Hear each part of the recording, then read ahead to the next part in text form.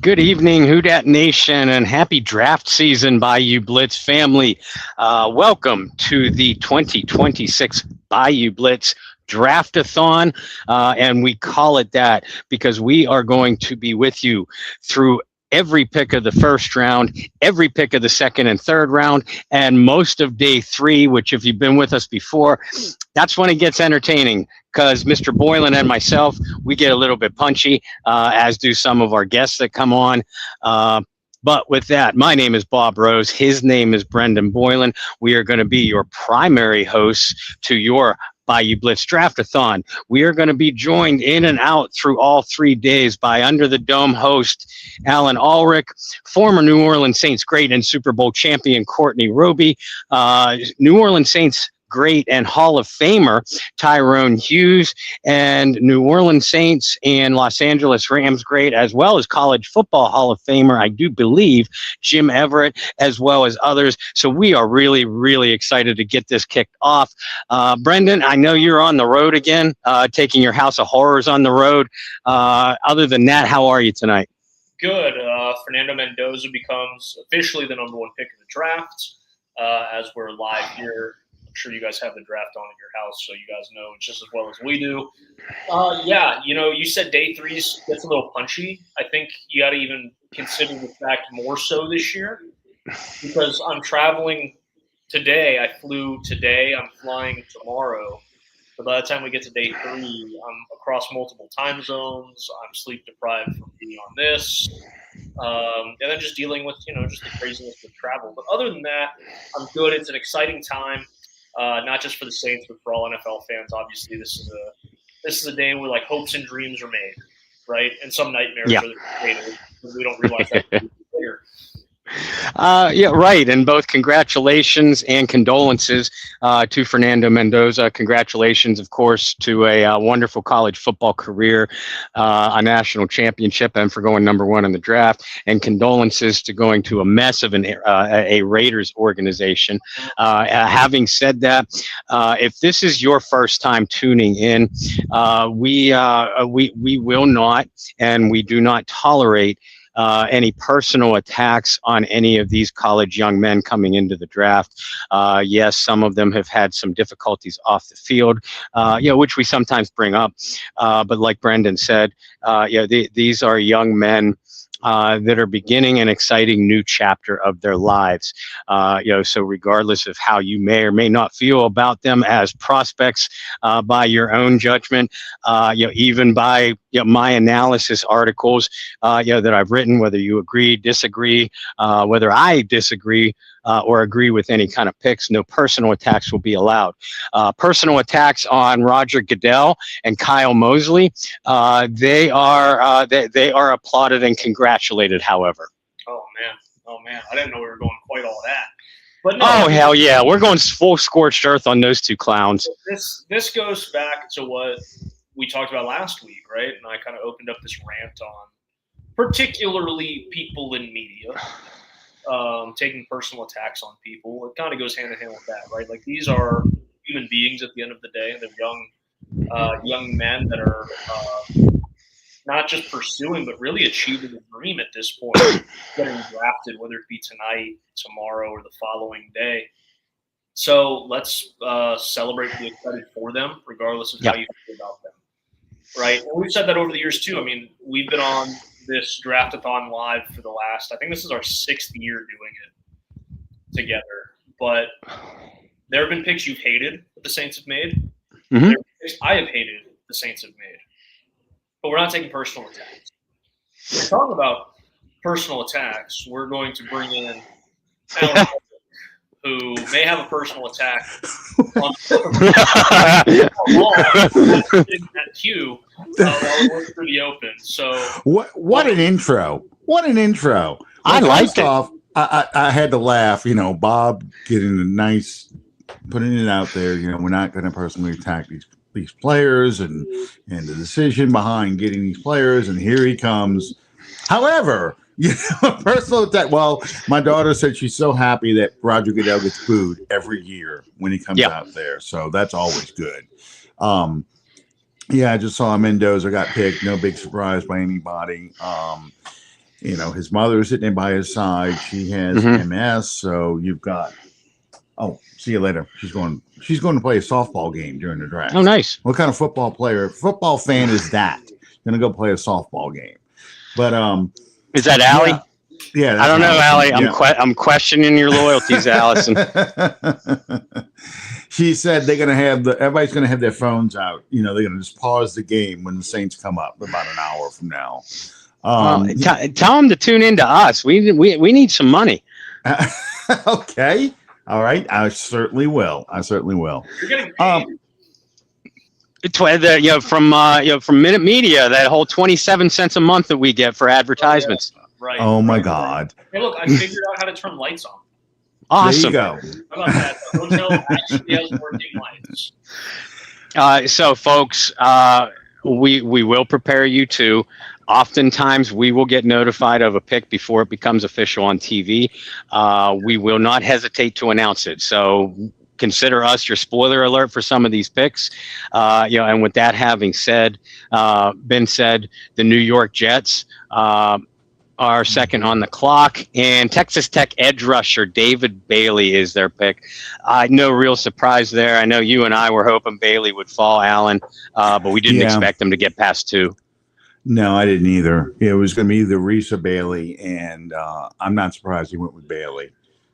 He fits a lot of the things that Aaron Glenn likes. Explosive off the edge, just a high-intensity player. He's a little raw, more raw than, say, Bain or Reese, but he fulfills what they're looking for. Somebody who's speed, somebody who can get after the passer. So he does. And I mean, even though his pass rush repertoire is a little bit raw, you can't argue with the collegiate production. I mean, he had a magnificent season for the Red Raiders, and pretty consistently high production throughout his college career.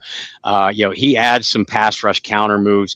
He could be an absolute monster on the outside. I mean, I kept comparing him to Pat Swilling coming out of Georgia Tech. He just that explosive speed. We don't play any kind of AstroTurf that Swilling played on anymore, thank God. But just look at his closing speed. You know how we always talk about Chase Young being an almost guy? He lacks that closing speed. Bailey's got it in spades. Yeah.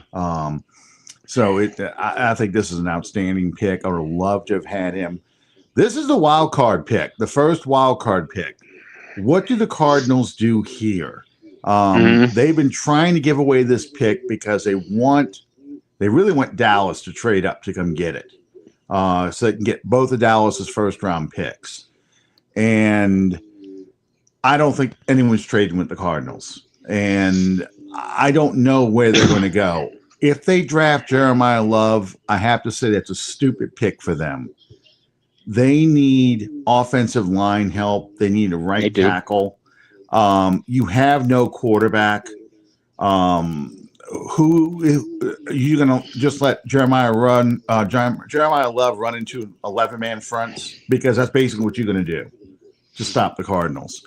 I just think it's not that Love isn't a great player. It's that Love is not the kind of player they need on this team right now.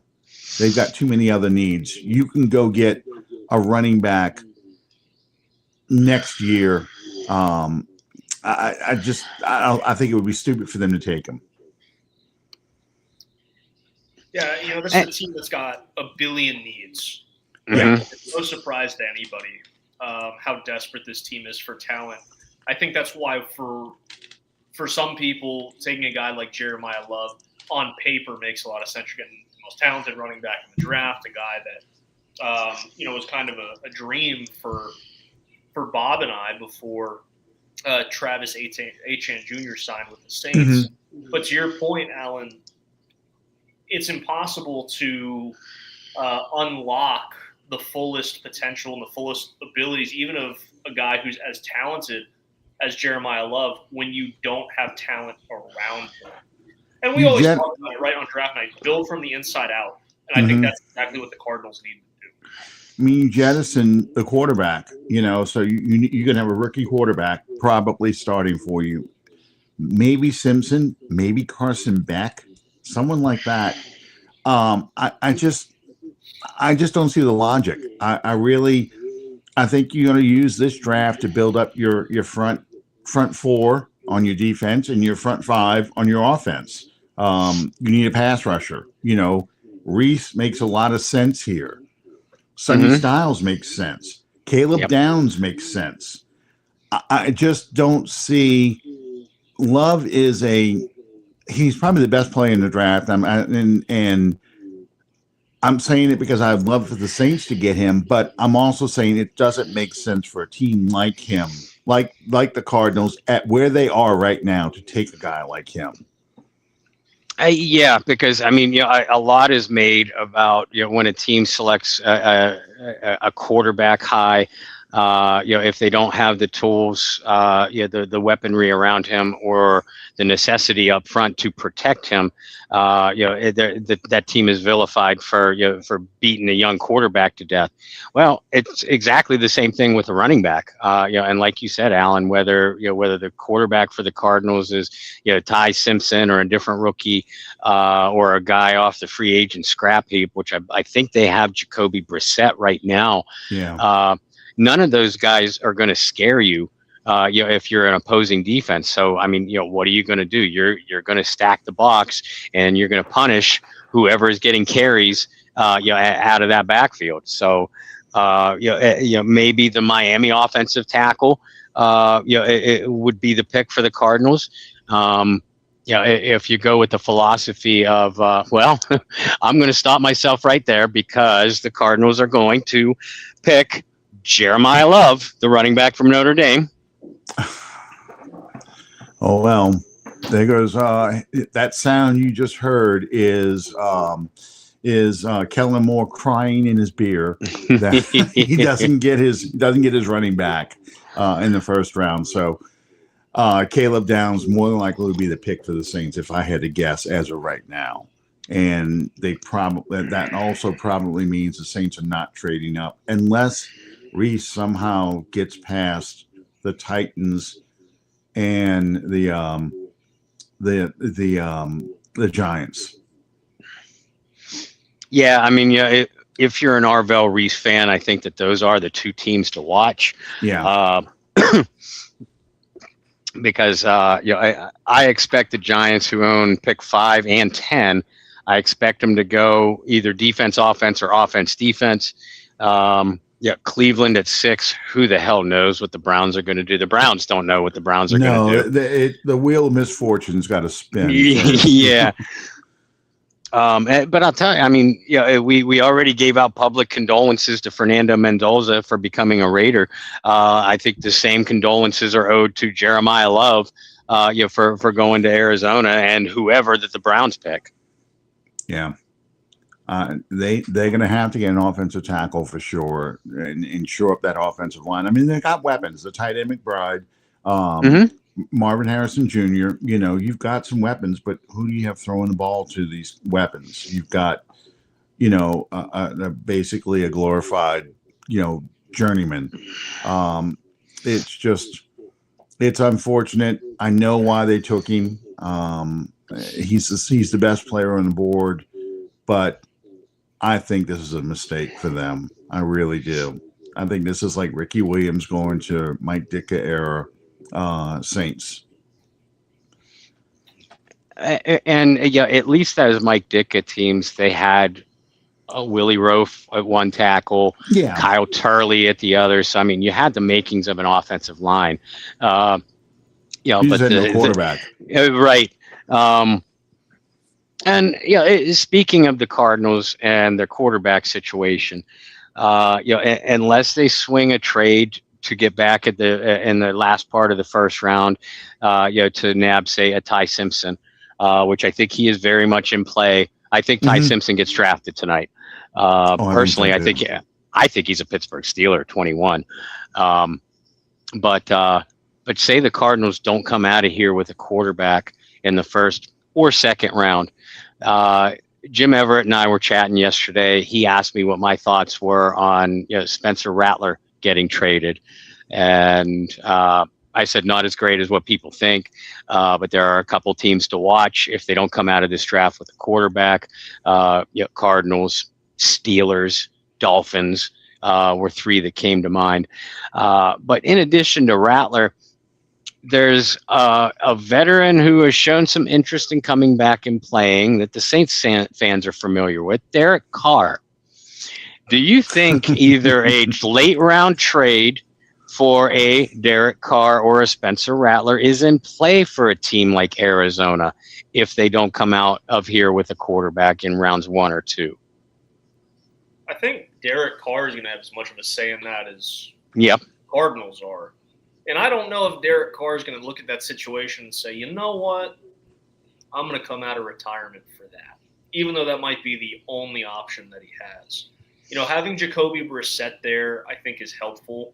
I think Brissett is the definition of your not good enough to be a starter, probably too good to be a backup type of quarterback. But, and Bob, you and I have talked about this. This is not a good quarterback class. No. It's just not. It went from being, like this time last year, we're talking about the 2026 quarterback class being maybe one of the greatest ever. And then Drew Aller gets hurt. Cade Klubnik has a stinker of a senior year at Clemson. Arch Manning decides to come back for another year. I don't even know. I don't know where he would have been drafted, even if he did put his name in for tonight, because of his roller coaster of the year. It's not a strong class. I think there's a handful of teams that can look other places.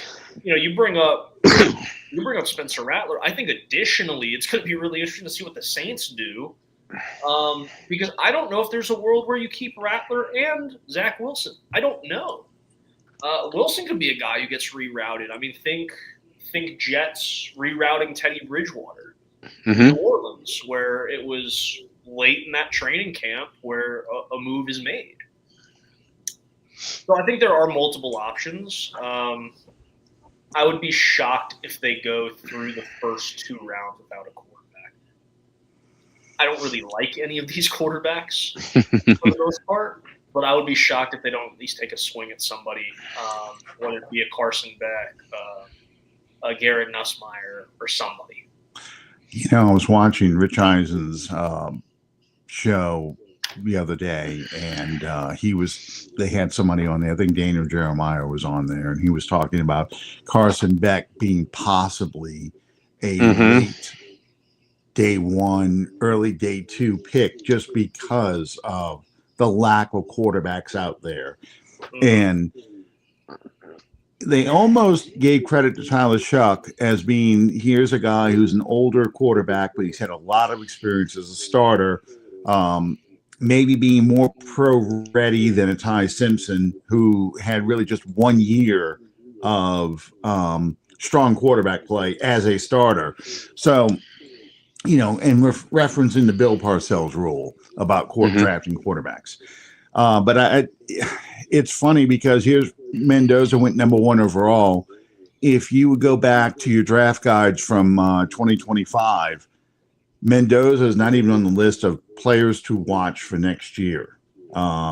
He was nowhere to be seen. And all the guys you just mentioned. We talked about him. We did. Good deal. We did. But I don't recall that, but that's great if you did, because my point is, and this kind of emphasizes the point you just said a minute ago, that here's all the guys that they had hyped up as the top players to go in the draft.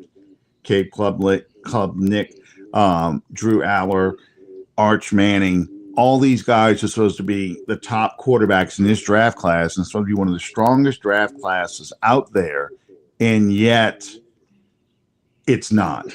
It turns out to be Mendoza and then a whole bunch of guys that were like, man, thank God the Saints got shucked because we don't have to worry about dealing with this.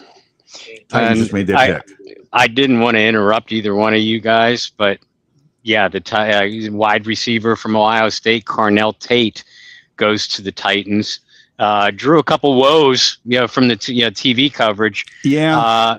And I consider it a surprise, not because the Titans don't need weapons. And again, you have a young guy at quarterback in Cam Ward. Football 101, you surround your young quarterback with the necessary weapons for success.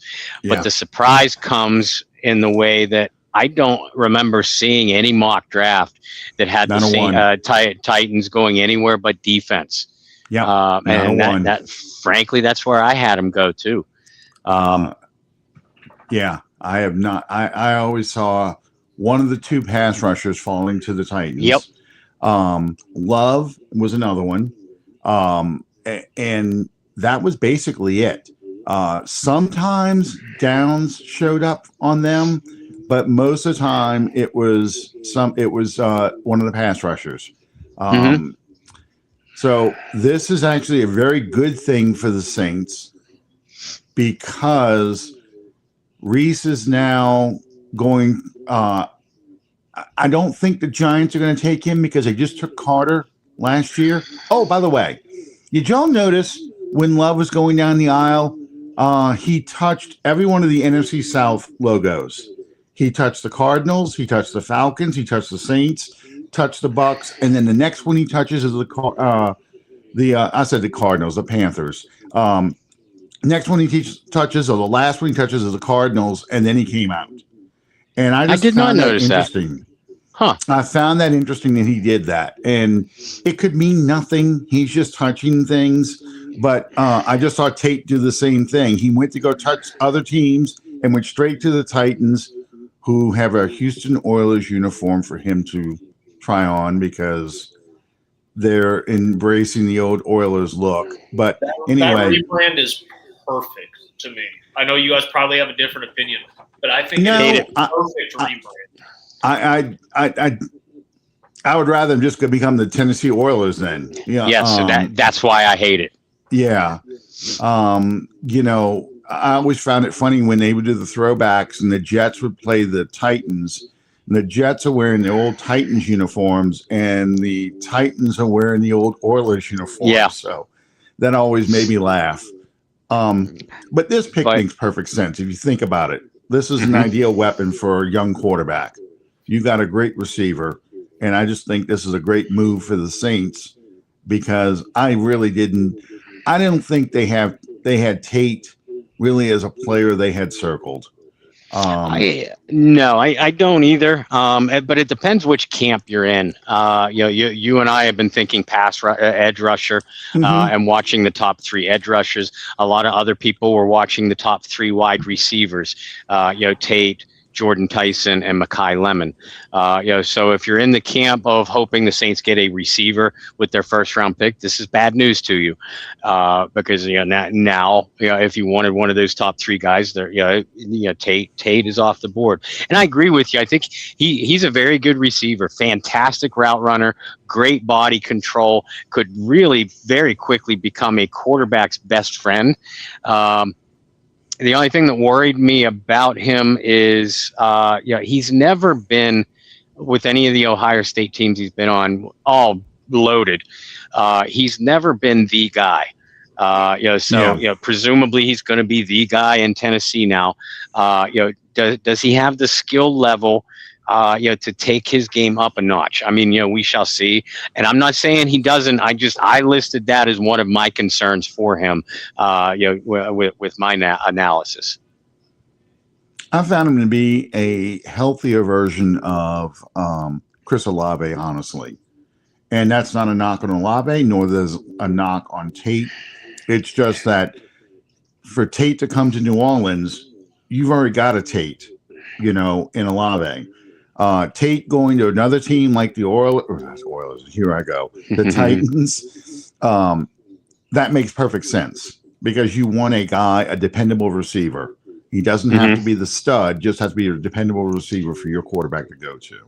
We have our first trade of the night. The Giants pick is in, waiting for that announcement, but the Kansas City Chiefs leapfrogged from 9 to 6. In a trade with the Cleveland Browns, yes. They made the trade with the Browns. So that means they're going after either one of the pass rushers if they fall that far, because the Giants should be taking Styles here. They go after one of the pass rushers. They took Styles. Yeah, I knew that. And that means Jordan Tyson may go here or Reese goes.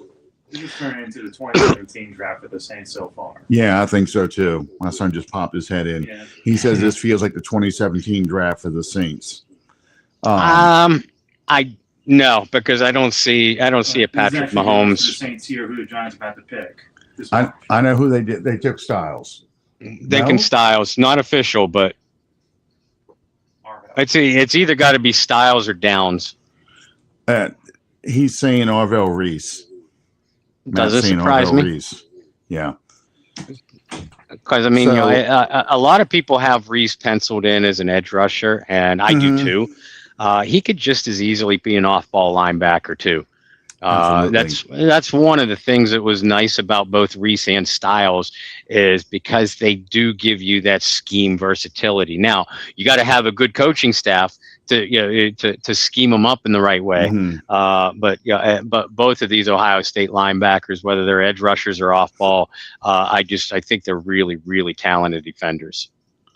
I think he's implying when he's saying the 2017 Saints draft, if Styles gets past, doesn't go to the Giants, take Reese, and let's say the Chiefs go and grab a receiver here, which I don't know if that's what they're doing, but that's what it feels like. If the Chiefs go up and get the receiver here, likely Styles falls all the way to 8.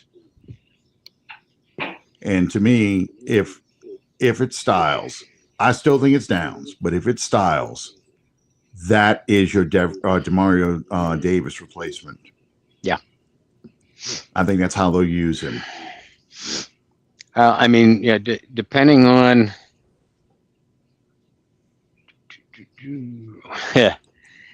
the Chiefs are going to be going cornerback, Mansour Delane. Holy crap. It actually doesn't surprise you. Remember the Chiefs traded their top cornerback. Yep. Yes. The Saints are thrilled with this draft so far, except for not being in position to go get Love, and Saints fans are happy about that. They're going to have a lot of talent sitting there looking at them at pick 8. Because I mean, there's only the Redskins can only pick one player, and you still have Reuben Bain, Sonny Styles, Caleb Down. Well, assuming the Giants go Reese here. Yeah. The Giants are going Reese. Yeah. Wow. So, I mean, the reports were true. They didn't like Styles. That was the reports that were coming out right at the end, like yesterday and the day before, that the Giants didn't like Styles. And that's why they were going to go after, the rumor was they're going to go after Jordan Tyson at 5. Where do you see Washington going then? Receiver. Receiver? I do. I can see Tyson going to Washington here. Keep away from the Giants at 10. Yeah, and they have McLaurin, a fine receiver, but they don't have a lot else. If Love was still on the board, I think Washington would have been tempted for him. But I think they get JT Daniels, a really explosive receiver. But so no offensive tackles. I guess not. I mean, Washington could go offensive tackle. I think receiver though. But irregardless, you got Sonny Styles, Caleb Downs, either Mekhi Lemon or Jordan Tyson, along with Reuben Bain still on the board if you're the Saints. It's working out really well for the Saints to kind of, you don't want to say pick your poison because it's not a poison pill with any of these guys. There's a hell of a lot of talent on the board. But you can kind of go whichever way you want without shaping up. And I think that's also an underrated thing. I think a lot of people have the Saints penciled in to take a receiver, but seeing how the board goes, I mean, it may change very quickly because of the talent that's there and some of the guys that are going to be there that you didn't anticipate necessarily being there. Yeah, I want to pick your brain real quick, especially Bob, because I know Bob has the same place in his heart for collecting as I do. Have you noticed what Topps is doing tonight with these draft picks? I've not heard. So they're I've having seen it. their pictures taken with the commissioner. The card is being printed on site. Is that what they're signing? And they're signing. Yeah, they're autographing the card. So I like it. making history tonight by having these things produced seconds after those pictures are taken, and those autographed cards will be available either online or in packs. And I just think that's really neat, opposed to having to wait until next year to get some of these guys cards with their pro uniforms. They're going to be out almost instantaneously. So for as many things as I'm not happy with Topps about, I'll tip my hat there. I think that's a really neat thing that they're doing tonight with the first round picks. Let me ask you all this. Do you think Kenyon Thibodeau will be available for trade now? That they've got Reese and they've got Abdul Carter. Do you think they already moved off of Dexter Lawrence? So I imagine the second round they'll probably go defensive tackle. But the 10th pick too, right? Yeah. But they assume they're going to get a receiver at the 10th pick. Right. It all depends, Thibodeau. It all depends on how sour the relationship between player and team really is. Because, player itself, we know that Kayvon Thibodeau is a talented pass rusher. We know that John Harbaugh's best teams in Baltimore just brought pressure to you in waves. And, they're set up to do that now, with Reese. If you keep Thibodeau and Carter, you have Reese on the inside, in some alignments. So, if I'm a defensive coach, I love that setup. But, if you get offered a first round, even a high second round pick for Thibodeau, that's tough to pass up when you're a rebuilding team and Kayvon's coming up on a contract year. So I don't know. He is in a contract year. So you're essentially trading for a 1-year rental. If you do make that move, you're going to have to extend him right there. As soon as you bring him in. I find that interesting, and I'm going to watch the Giants draft to see the players they draft, and if they take an edge rusher later, say a second or third round, let's just say they take, one of my favorites, the Oklahoma edge rusher, or Cassius Howell, maybe, or someone like that. Does that mean, they threw a fifth round pick in with the trade up? Third and fifth is what I saw. Yeah, which is about what I thought the Saints were going to have to give them if they swap with the Chiefs. I said it was going to be the 8th and the 72nd pick or 73rd pick. So that's just a little bit more than I thought. That's all. But yeah, I'm going to see what the Giants do in this draft, because that, just like Alvin Kamara's watching where Love went, I think the Saints are watching what the Giants do after this draft. If they grab another edge rusher, Thibodeau will be available for a trade. Well, Sonny Styles is the 7th overall pick to Washington. Interesting. Here we are, insistent offense. I forgot who the head coach was. He's a defensive guy. I thought for sure an offensive tackle, but still Downs, Bain. It's. I still think it's Downs. I would have had Styles if he would have made it past it, but I think it's Bain here at 8. I'll be honest with you. I'm not saying Bain. Downs. I'm saying Downs, not Bain. I've had Bain in my mock drafts, but I also expected Caleb Downs to be off the board. Yeah. Go back a couple episodes, and I said that Caleb Downs might be the best player in the draft. You did. On upside potential as a professional. And think about the things that Caleb Downs does well. He's very versatile, right? And what's the one thing the Saints lost in the off, or one of the things the Saints lost in the offseason, a really versatile defensive back in Mhm. Alontae Taylor. A guy like Downs could very easily slip into that role, or he could solidify a role where you just had a ton of names last year playing at safety because of retirement, because of injuries, because of this and because of that.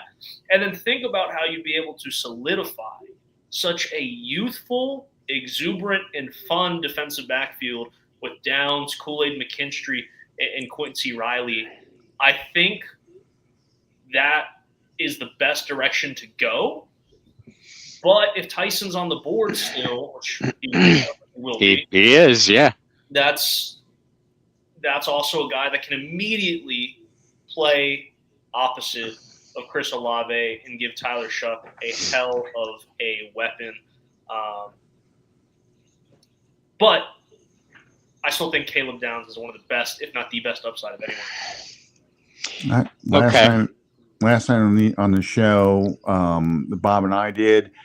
I said, you look at what they did. The Chargers did with Derwin James, and for me, that's the same thing you're going to see with Caleb Downs if they go Downs. You know, he's going to be the Derwin James and Brandon Staley's defense. He's going to be the guy, like you said, wears many hats, does many things. And am I jinxing myself right now? Because a couple years ago, 3 or 4, no, it was 2020. I'm sitting on the Carolina Panthers podcast talking about, the Saints are going to do this, the Saints are going to do that, and they took Peyton Turner, and I'm just like, or they could do that. Okay, hang on. I'm getting the alerts right now because the pick must be in.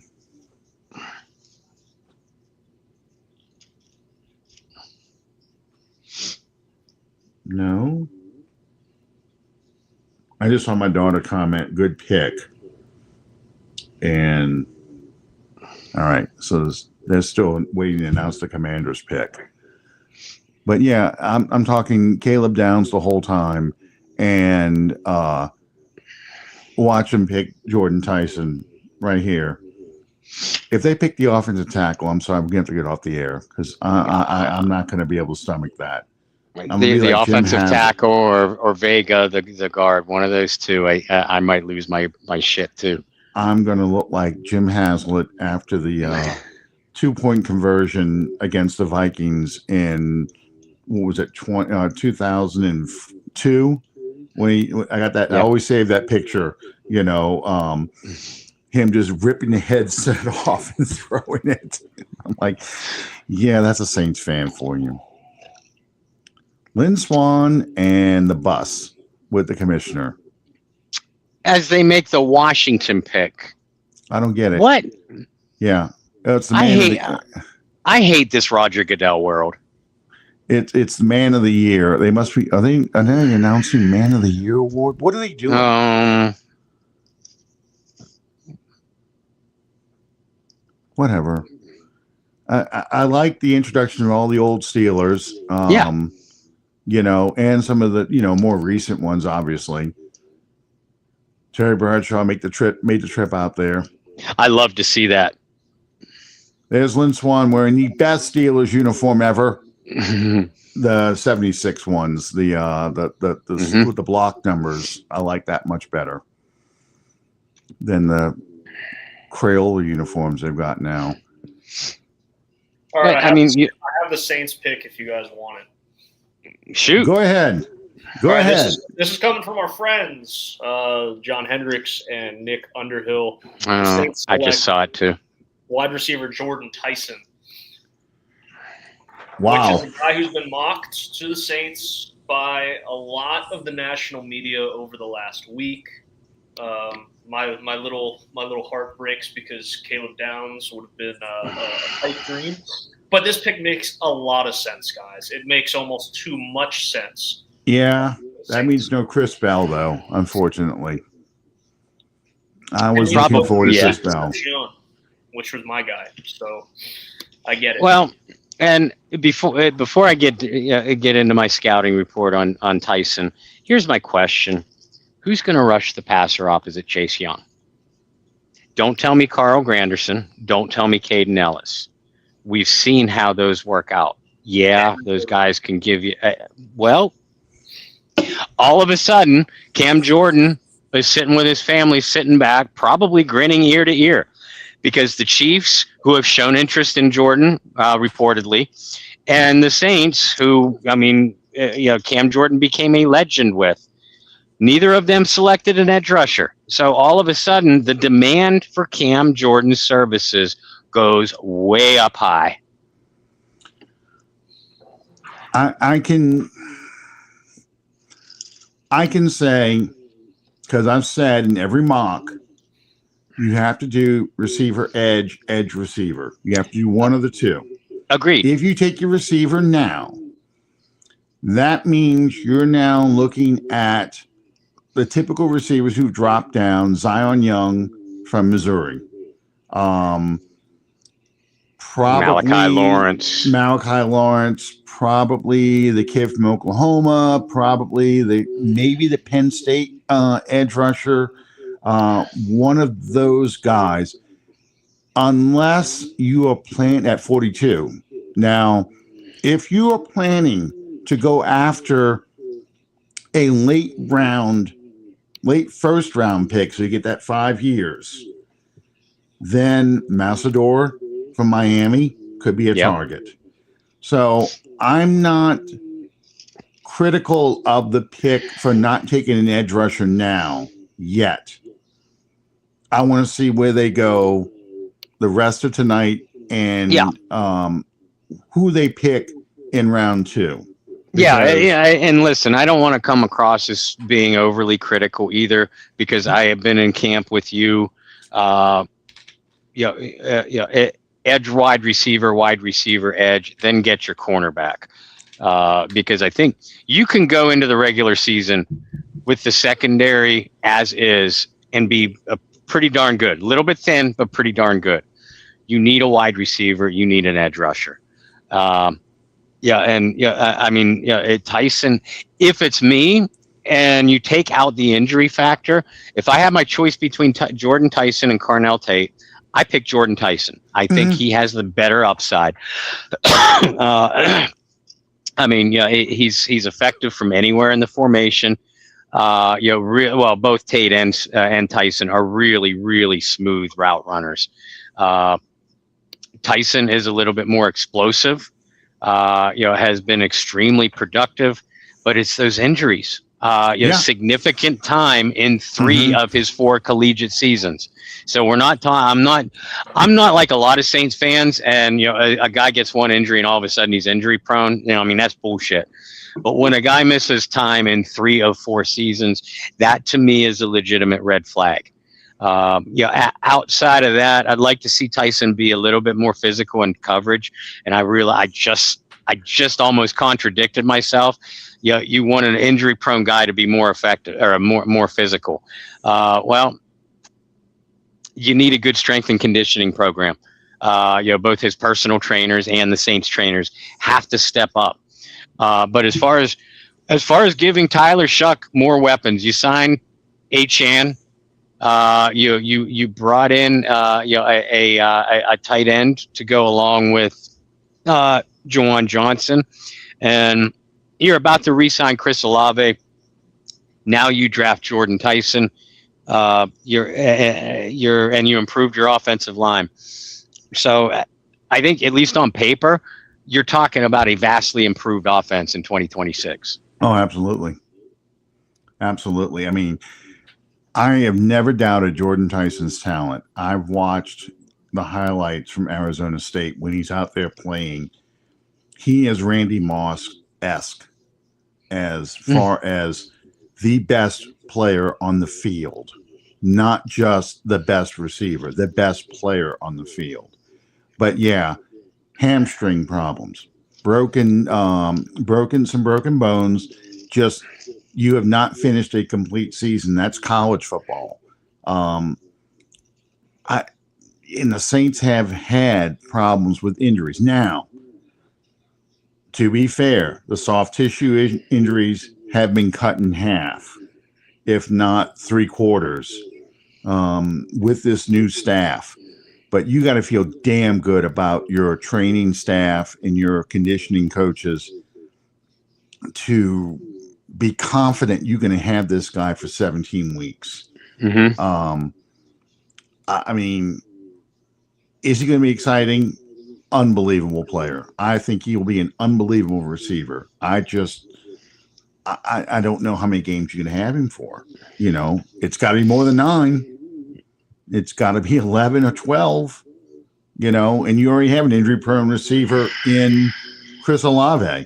And people are going to say, well, you don't have Derek Carr throwing him hospital balls anymore. Yeah, but he still missed the final couple of games of this year without Derek Carr throwing him hospital balls.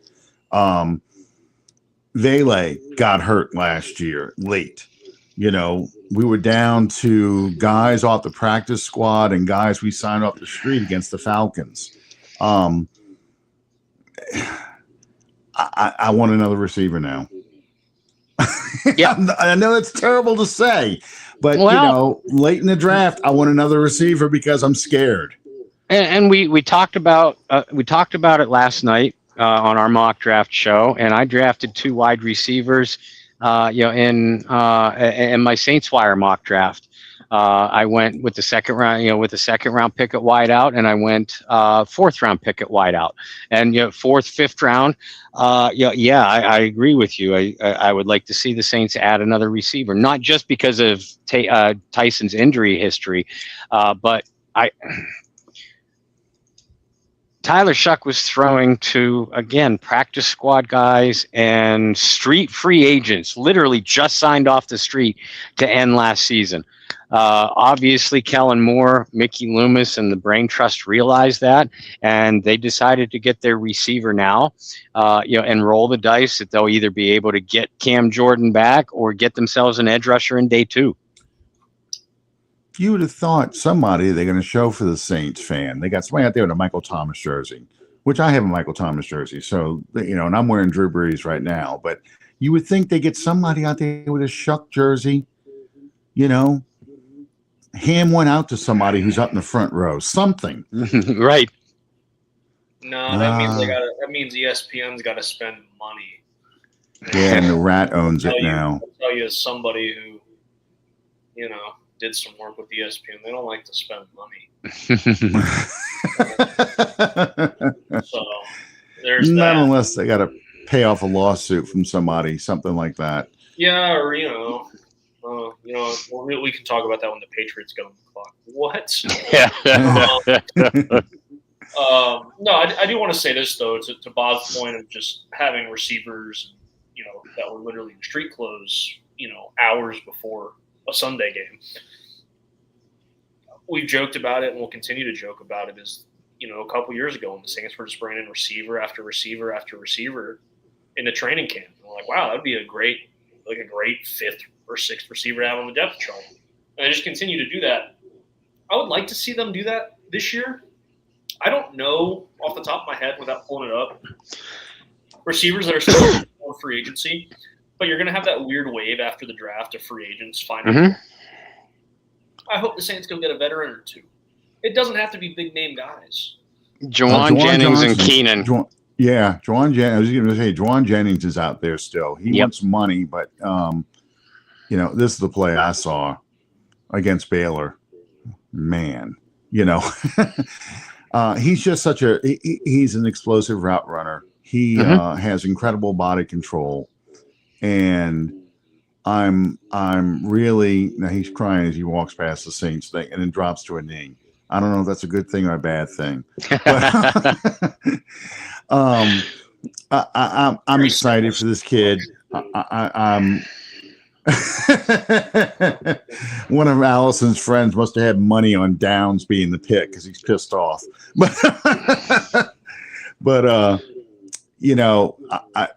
I equated him to a sports car, that has a lot of is very temperamental from the standpoint of it's always in the shop with something. If he can avoid that, I think he would be someone special. And I'm really hoping the best for him. I'm excited about this pick. from the standpoint of what this kid can offer. He's crying a lot. So, I mean, look how much it means to him. I think, that's how you win some fan bases over, too, is based on your reaction of being picked. And then what is that first interview like? What are you saying about being drafted to a franchise? What are you going to bring to a franchise? I guess we'll find out here right now. And he's so thankful he's not going to the Jets or the Browns. I mean, considering the Browns pick next, yeah. Yeah, he's like going, oh my God, it was so close. Thank God they traded. And you know what would have been interesting? The Browns, at least presumably, are going to go into 2026 with Shedeur Sanders at quarterback. Jordan Tyson started his collegiate career at Colorado. After a really good freshman year, he transferred as Deion Sanders and Shedeur Sanders were coming in. He knew the shit show that was coming. I mean, he can read the tea leaves. He's like, to be fair, I'm sure he felt like, this is not. I'm not going to be the focal point of this offense. So I know that I need to go someplace where I will be, and that's why a lot of these guys transfer the way they do. I mean, do you realize this is the first? Okay, let me back up here because it's more recently you've seen more Saints receivers get drafted in the first round. But I think it's a grand total of 7 receivers have been drafted by the Saints in the first round total in franchise history. I know Bob just froze. So I want to say I used to be able to name them all, but it was like the first one was Ken Burrow back in 1970, and he got traded in 71 to the Oilers. Then there was the kid from Purdue, Larry Burton. Then Wes Chandler, who maybe he can be as good as Wes Chandler turned out to be. Then Lindsey Scott in 82. Mm-hmm. The next one in the first round, I think I have to go. Oh, Dante Stallworth. Yep. I think that's the next one. And Brandon Cooks. Brandon Cooks. And then the current one, Chris Olave. Mm-hmm. I think that's the ones. We have our run. This is my news. You just saw the Browns select Fano, the tackle from Utah. That's a good pick. Yeah, it is. That's what they needed. The Giants went Myoga, the tackle from Miami. So Caleb Downs is still on the board. Reuben Bain is still on the board. Well, I'm not surprised. I think the Giants were all keyed up to take Tyson. I think so too. Once he went off the board, they went to the tackle. And I think that's why the Saints took Tyson over Downs too. Well, and I'm not denying what Brendan said about Caleb Downs being a really, really talented player. I agree with that. That's not what I said. That's not what I said. Well, I'm paraphrasing. Most talented player in the draft, he said. And I disagree with that. I disagree with that. The best player in the draft went number 3. The running back formerly known as Jeremiah Love. Already? But he's in Arizona, dude. He might retire. Everybody else does. Right. It's like Florida. But I don't disagree with any of that about Downs. I stand by what I said about edge rusher. But I look at it this way. I actually think that a healthy Jordan Tyson does more for the Saints offense than what either a Reuben Bain or a Caleb Downs could have done for the Saints defense. Okay. I think that's why he is sliding the way he is, though. Not that people don't agree that he's the most talented player. Mm-hmm. I think a lot of teams are trying to figure out in their priority of needs, how do I make a Caleb Downs be successful in my scheme? Yeah. And safety just doesn't do it. Even though the NFL is full of Hall of Fame safeties. Mm-hmm. You know, Troy Polamalu, Ed Reed. I think there's a lot of Hall of Fame quality guys. I can go back in time and say Jack Tatum and I just drew a blank on his name, but you know, Tom Lynch from the Buccaneers. You know, there's a lot of great safeties out there, but people feel like I got to build, like we said earlier, build from the lines on back on defense. Yeah. And I think that's why Mike Detillier said at one time, you got to have a guy who can put points on the board, and you got to have a guy who can put the guy who puts points on the board on his butt. Yes. Here goes Caleb Downs right here. Watch this. Miami just traded with the Cowboys. I bet you Jerry Jones takes Caleb Downs here. Caleb Downs is a Jerry Jones kind of player. I know that everything was saying wide receiver, and it could be McCauley Lemon, but I just feel like he just is going after Downs. Downs or Bain, because they traded Micah Parsons last year. Yes, that's true. I think it's Downs too. I think, Jerry, and I know he meant well when he said this, but it just came out so wrong when talking about Troy Aikman as a rookie, that he looks really good in the locker room. You remember that statement? And find them jeans. And just like Al Davis always loved speed. Mm-hmm. Jerry Jones always loves these physical specimens, and Caleb Downs is certainly that. Yeah, he is, and he goes back to thinking about. Sure as shit, Cowboys will select Caleb Downs. Yes. Well, I'm thinking he's going back to the Super Bowl years. Think about who the safety was back then. You know, that's exactly what he's going to do. His receivers are all off the board, so that's why he made that trade. I'm not surprised by this, but Bain's short arms are hurting him. And as much as I love Ruben Bain, the player, I was afraid that if any of the three edge rushers would drop, it would be Bain. Mm-hmm. Well, we talked about it a couple of weeks ago too. Is given we also explained that these teams have known about things for a long time, but some of the news that came out with him in the car accident as well, like on top of already having some concerns about Bain's the person. That doesn't really help your stock when news like that. No. But, at the same token, I'm curious where Zachariah Branch falls now, too. Because he just got arrested.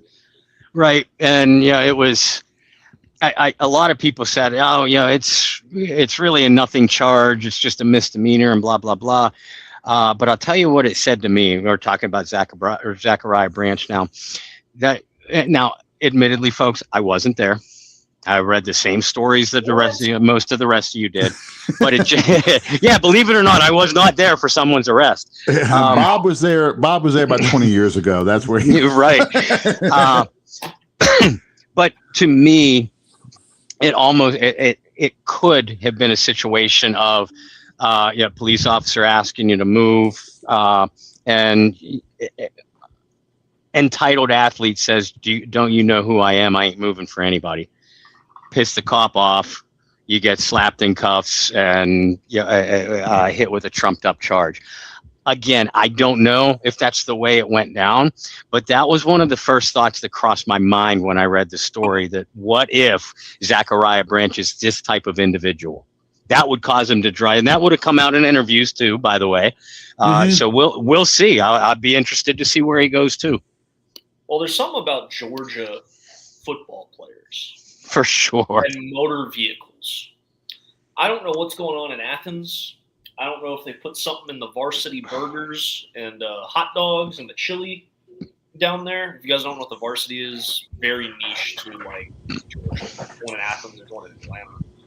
And it's just hot dogs and It's kind of gross, but you know, For hot dogs. I'm not even gonna For lie. I hot love dogs. to go back to Georgia to see my family.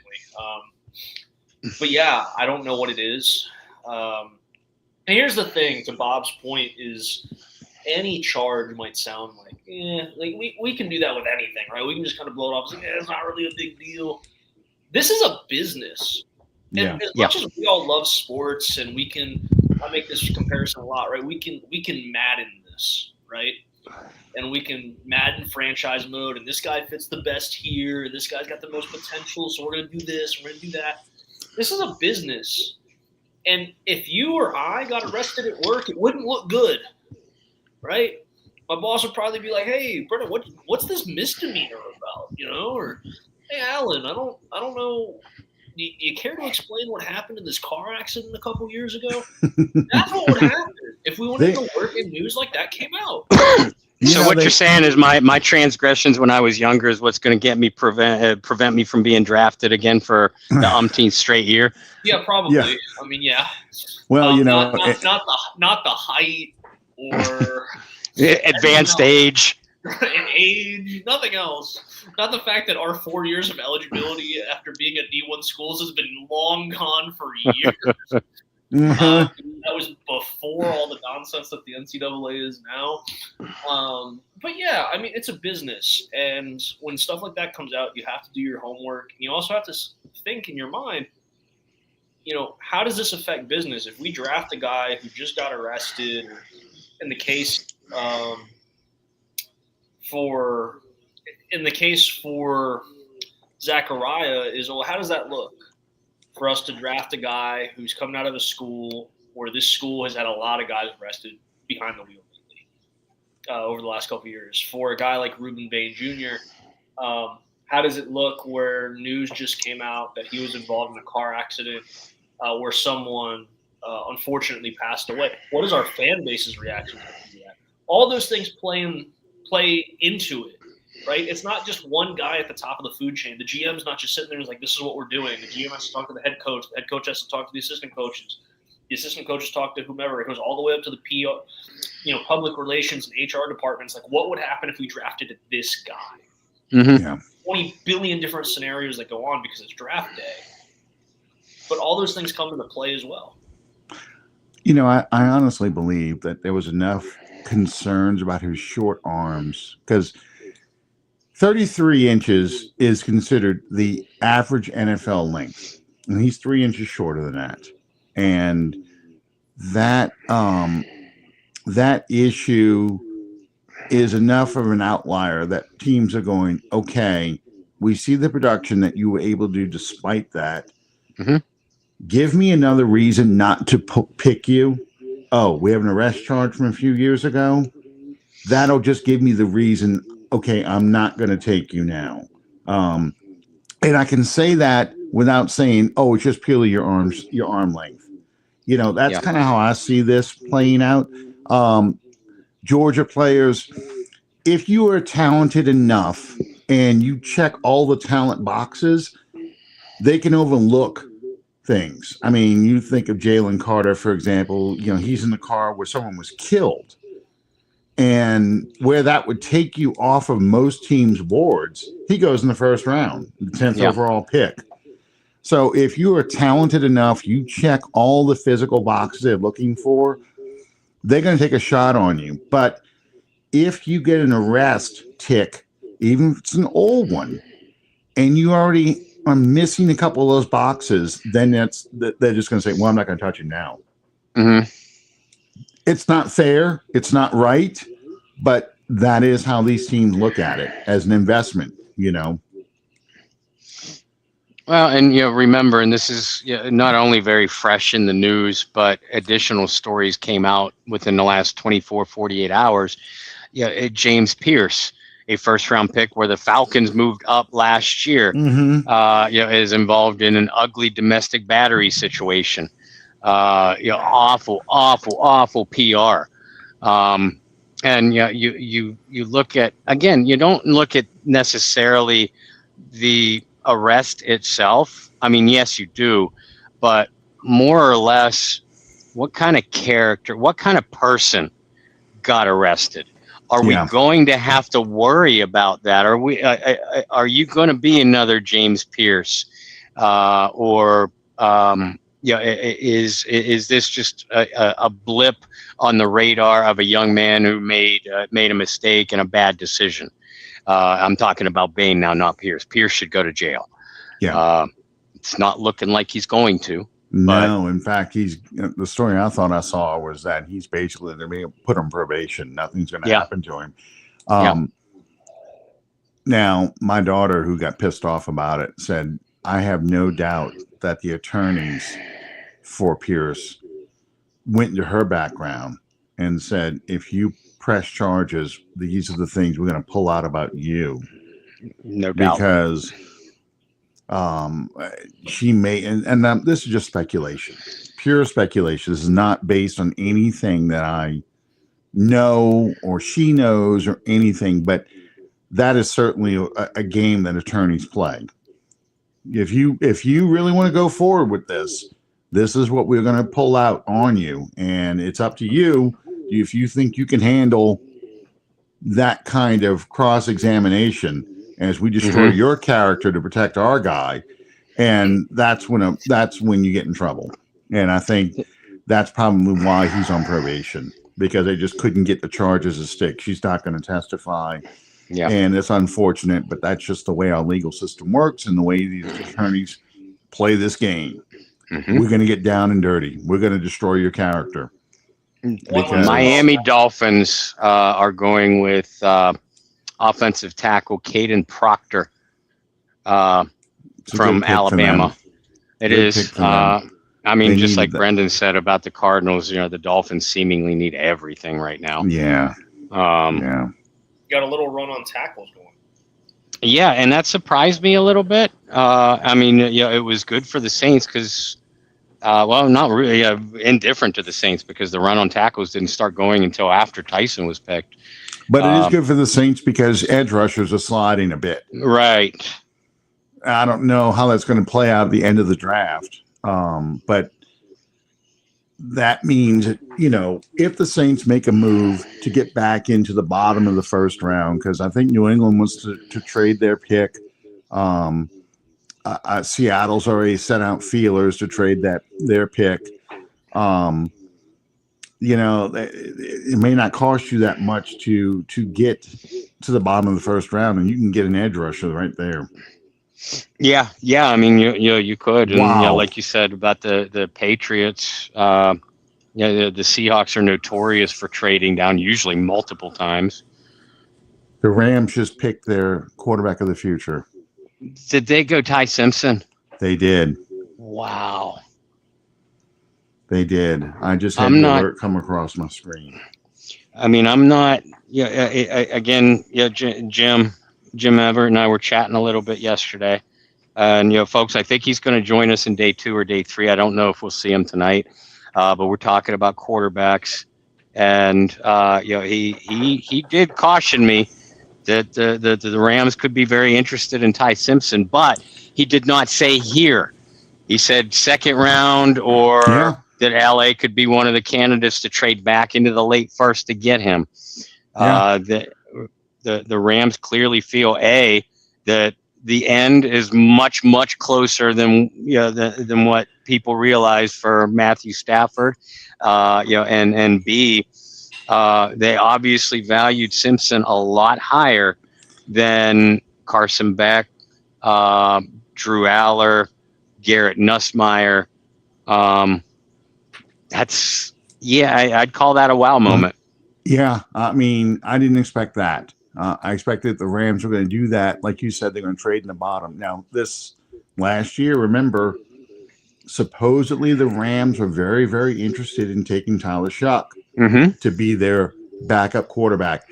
And I got to be honest with you, you look at, if your comp for Simpson is Brock Purdy, the 49ers, he's going to that system, that Shanahan, McVay kind of system, which is very, very, very quarterback friendly. I can't imagine a better landing spot for Ty Simpson because the 49ers just picked up Mac Jones last year, and Yeah. Mac Jones looked like a recovering quarterback in that system. It's a great pick for the Rams, but it's a shocking one for me. I don't think it's good value at all. I don't either. Personally, I mean, we can't. We were just talking about how bad of a quarterback class this is on paper. Mhm. We'll see how it pans out in a few years. I don't know if Simpson would have been available in round 2 or on day 2. He probably wouldn't have made it through the rest of the evening. But is that really the second best quarterback? Like, is that a quarterback that's worthy of being, the 13th pick of the first round? Well, I mean, listen, obviously McVay thought so. And, a lot of us, I think the three of us included, were, getting increasingly upset in the waning years of Drew Brees that the Saints didn't do this kind of thing. With a quarterback. And yet we all know the rumors about, Peyton was interested in Patrick Mahomes, this and that and everything else. The point is, the Saints did not bother preparing for their immediate future, knowing that the Brees end was coming very quickly. Well, I mean, it's pretty clear that the Stafford end is coming pretty quickly. So Brendan, I agree with you. If I'm making the pick, I don't take Ty Simpson, and I don't take Ty Simpson with the 13th overall choice. But I'm not the one making the pick, and if McVay saw the Simpson checked off all the boxes he wanted him to check, then, I mean, maybe he does have his quarterback. Like Alan said, I mean, Simpson's certainly going to a good situation. Great system, great offensive mind, and he's not going to be thrown into the fire for at least a year. I don't think he's worth the 13th overall pick. I think he is worth it to the Rams. I just think that this means the Rams weren't interested in trading down, or somebody wasn't interested in trading up with the Rams. And I think I agree with your point, Brennan. I don't think he would have been there at the top of the second round. I think that's where the Jets or the Cardinals probably take him. So the Rams just grabbed him now. And if he turns out to be a solid quarterback that keeps their quarterback play going for the next 10, 12 years, no one's going to care when you drafted him. Right. But it's a hell of a risk because there's a lot of talent, more talented players that could have helped them that are still on the board. And and again, if you're looking at the Saints, who don't, as it stands right now, barring any moves, the Saints don't pick again until 42. Tomorrow evening, and we're at pick 14 now. We keep looking at these edge rushers, the Akeem Mesidors, who I think comes off the board soon, Zion Young, Malachi Lawrence, R. Mason from Oklahoma. Those guys continue to not. Reuben Bain. Those guys continue to slide down a little bit. Knowing that we're still going to see a run on receivers and probably a mini run on cornerbacks before the end of the night too. Yeah, this is good for the Saints in two ways. You can get your edge rusher, you can get your cornerback in the second and third round, barring any kind of major run. We haven't seen any defensive tackles go off the board yet. Not that I really expected any at this point, but if they go, we could have a whole bunch of them at the top of the second round now. And that makes it interesting too, because let's say there's a run on edge rushers, but then there's defensive tackles out there. Let's say, R. Mason Thomas is the best edge rusher you have left on the board because everybody else went ahead. But you have Christian Miller, Caleb Banks, the top defensive tackles. Peter Woods is going, but I'm just saying, Lee Hunter, those kind of guys still up there. That's a tough decision.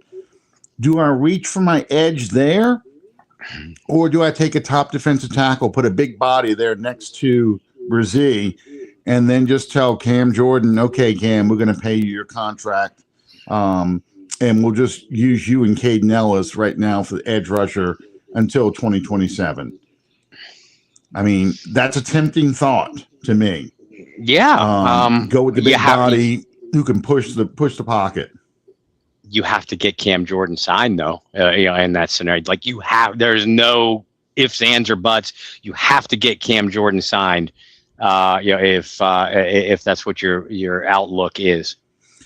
And it's no different than what we just said about receiver a few minutes ago. Juwan Jennings, is he still an option? I think he kind of is if you don't get any other receivers. I don't know how much you can pay him. Yeah, this is the announcement for Simpson. ESPN's had the cameras on him almost. His brother was like a freaking twin. Yeah. I hope that was his brother. It was like his twin standing there hugging him. That was kind of creepy. But yeah, I mean, those must be fraternity brothers. They've got to be fraternity brothers or something. They're all about the same age and you all look alike. Oh, again, that's a teammate. But it's just, I'm looking at these guys hugging. I'm going, yeah, fraternity brother, dad. It's just like you just kind of pick them out. Yeah, it's going to be interesting to see what veterans get picked up after this, because you don't have enough picks, but you do. It looks like you still are in position to get a lot of the talent you want, which is a good thing. I mean, that's the difference between a mock draft and this.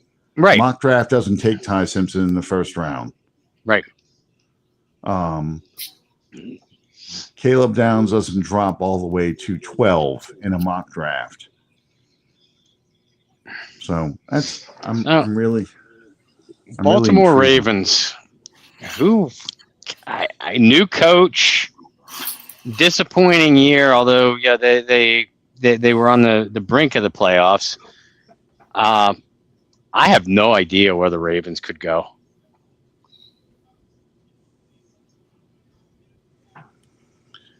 They're making one last run. So I got to think it's going to be defense. Ruben Maine could go here. He could. Because their defense really let them down last year. They could not rush the passer when it mattered. Ruben Bain would be a typical Ravens kind of pick from the standpoint of they take advantage of the best player on the board falling to them. I don't know, though. But I think it's defense regardless. I think it's somebody on the defense, because you look at that playoff game and how the Steelers I'm sorry, not a playoff game, a game to get in the playoffs, and the Steelers went down the field in less than 30 seconds, game-winning field goal. Sorry, guys, wasp attack. Oh.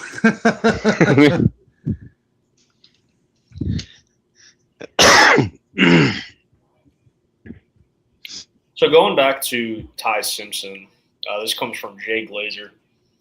McVay reportedly told Stafford today of their intentions to draft Simpson.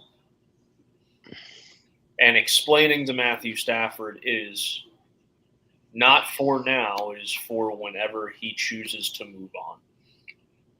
I would expect nothing less, especially from a coach of that caliber. But that's exactly how it's done, not surprising someone with a pick. Yeah. I.e. Michael Penix for the Falcons, where Cousins had no idea that was going to be the move. And Bob, I really do want to go back to your point just a little bit before we talk about the Ravens and what they're about to do as the pick is in. we begged the Saints to do that so many years with Drew Brees. And the only year that they really took a swing at it, and it was a big whiff, was Garrett Grayson, who's always going to be one of my favorite players to name drop, just because of how disastrous that was. But all the years after that, Grayson was, 2015? Mm-hmm. All the years after that, the Saints never made a push for it until it was too late. And you might sit there and go, well, they did trade for Teddy Bridgewater. Yeah, well, that didn't work out, but Teddy got paid. Well, they did make a move for Jameis. Yeah, they did. But it would have been real sweet for them to have gotten their quarterback of the future and watched him develop behind Drew, opposed to bringing these veterans in. And that's no knock on Teddy Bridgewater or Jameis Winston. If you guys have watched the show for a long time, you know how I feel about both of those guys. But it would have been nice to see a homegrown Vega. What's that? Vega or Ione. Oh, so they took the offensive lineman. Yeah. Here you go. I'm sitting there thinking the Ravens are going to take Bain here because they need defensive help on the defensive line, and they take an offensive lineman. Shows you how much I know. Same. And you know what? That brings us to the Bucks at 15, and a lot of mock drafts have the Bucks grabbing Messidor. And they're picking already. They're picking already. They probably sprinted up to that podium when the Ravens did not pick Bain. Wow. Shit. I'm sorry. I shouldn't be cursing, but I don't like when the Bucks make good picks. No. And they had a really good draft the last 2 years. They did, but the problem they have is they're really lacking offensive weapons. Yeah. Their offensive weapons have gotten old, and they're not developing like they should. And it comes from having 3 different offensive coordinators in 3 years. I get that. Right. And Baker Mayfield is reverting back to Baker of old, where he gets hurt and refuses to come out because that's pass interference, dude. I'm sorry. I'm just looking at these highlights. He just gives the receiver holy shit. That's a block. That's a block. Just planted that dude. It's probably some poor bastard at like Southwest Missouri State institution. He just planted, but man. Anyway, yeah, the Bucks have gambled on Baker Mayfield staying the good Baker, not the wild Baker of the past. And without Mike Evans and even I just drew a blank on the other receiver's name. The one who keeps tearing his knee up. Godwin. Without Evans and Godwin kind of bailing him out as being reliable security blankets. I know they took a receiver last year. They just need to revamp that team. A lot of their skill set players are gone from the Super Bowl years. Well, on that note, do the Bucks go Mekhi Lemon or Casey Concepcion here? Because like you said, they lost Evans and really haven't done a great deal to replace him in free agency. So I'd rather them take Mekhi Lemon. I'd Me rather too. them take Lemon. I really don't want that defense to get any better. I mean, I think Lemon makes sense just based off of everything over the years that they've lost at the receiver position. It feels like a lifetime ago, but it's really not when you talked about Chris Godwin, Mike Evans, one of the best 1-2 punches in the league. And all of a sudden here we are now, and it's a thing of the past. But when's the last time they really went to make a serious upgrade at that position? Well, I mean, Alan pointed out that, they drafted Jalen McMillan last year, or the Egbuka last year. Grabbed Jalen McMillan the year before that, and I think in the 3rd or 4th round. And I like McMillan a lot. But as good a rookie year as Egbuka had, you grab a Lemon or a receiver. I prefer heads and shoulders over him, Casey Concepcion. yeah, you really, going back to what Alan said about Baker being the Cleveland Baker, if you surround him with a lot of weapons, maybe Baker isn't that player as much.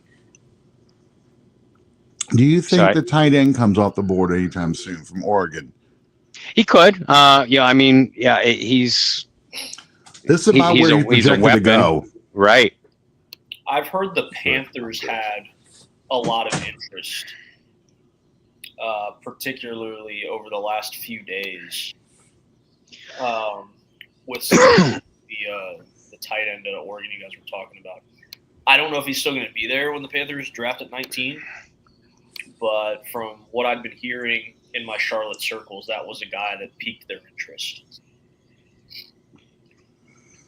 Well, and yeah, he'd make a lot of sense for the Panthers, who, as it stands right now, pick at 19.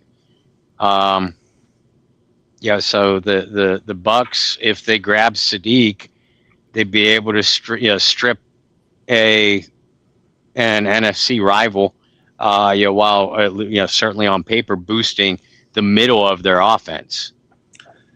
Yeah, because I think that's where they're going to miss Mike Evans the most is across the middle, the seam routes, those kind of things. I mean, Ibuka was supposed to do that for him, but Ibuka hasn't proven that he is that kind of receiver.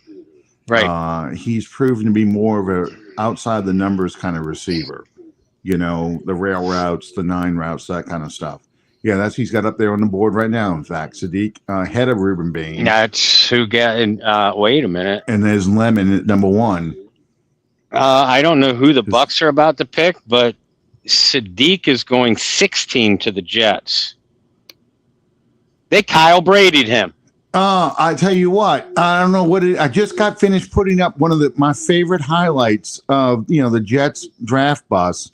And when they're all chanting, "We want Sapp, we want Sapp," and they go and take Brady, which I still think the greatest troll job ever done before trolling was a thing. Pete Rozelle going in the 83 draft, New York Jets quarterback, and then he pauses on purpose before he says Ken O'Brien. Ruben Bain, Bucks. Okay, he's going to be out for Bear then. He's going to try and prove everybody wrong. So it's a good thing I like both our tackles. Yeah. And Edwards. So this is a very, you know how I talk about Bucks, the Ravens taking Ruben Bain. This is also a very Bucks pick. It is. Do you remember the Bucks defensive lineman they took who only had one arm because the other arm had some kind of health problem? This was a few years ago. I can't think of his name. It was like one arm was shorter than the other, something like that, where he couldn't fully extend it. Who the hell was that guy? He was like a defensive tackle. Drawing a blank. I can picture who you mean. Let me look here. This is why I Google stuff. You gotta forgive me. I've got like 40 years of draft history in my head, so I get years confused.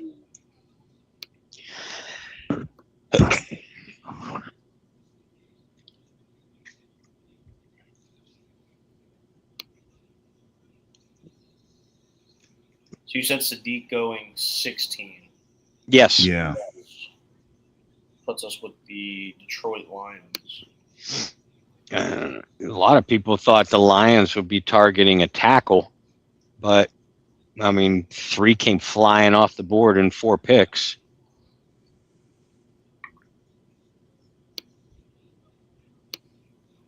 Well, what's the move for Detroit, right? This is a team that I had winning the NFC last year. Same. Yep. This is a team that I think for the last few years has gone from a team that was on the rise to a team that is in the middle of their championship window. What's going to get them over that hump at this point? What is something that you think is really restricting this team from finding the promised land? I mean, Jared Goff is a system quarterback, but they have a lot of weapons around him. Upgrading the offensive line is certainly a choice. I don't think they go receiver. I don't think they go running back. You'd like to see the Lions with a little bit more pressure on opposing backfields. Akeem Mesidor, Zion Young are two players that come to mind. Maybe they want to get more beefy in the middle. Caleb Banks from Florida would certainly fill that bill. What about Peter Woods? Peter Woods would do that, yeah. I keep forgetting about Woods. Well, this is about where Woods was projected to go, the lower teens, upper 20s. So I've been watching Peter Woods and seeing how far down he goes. TJ Parker, the other Clemson defensive lineman who was expected to go in the first round. He looks like he might slide out of the first round entirely. Now I'm going to say that, and someone like the Vikings are going to take him, but right, but this has been kind of surprising because I was expecting more skill players, I guess, to go around this part of the draft, and it kind of reveals, I think, how this draft is kind of playing out. That there's a bunch of players that kind of group into sections. Mm-hmm. We're seeing linemen go here and a few skill players, but like Makai Lemon, I think his height's working against him. So he's sliding a little bit. He normally would be up a little bit higher. I've gone earlier, like to a team like Miami or someone like that, but it's funny. It's just how these guys have these boards laid out. Well, and like we were talking about in the case of the Saints, why we acknowledged that they might go a different direction other than receiver, because we felt the wide receiver depth in the draft was good. Maybe other teams feel that way too. And if you need a receiver and an offensive tackle, okay, receivers deeper, let's get our tackle now. Receivers deeper, but let's get our edge rusher now. Kind of mentality. Well, like I said before, this is when the Saints team take an edge rusher and a wide receiver in the first round, or not first round, but in the first two picks, either order, because that's where all the talent was. Once you got past those two picks, it was like, okay, now we're picking guys who the difference between him and a fourth or a fifth round pick isn't that much. Right. Okay, the Lions pick just came in.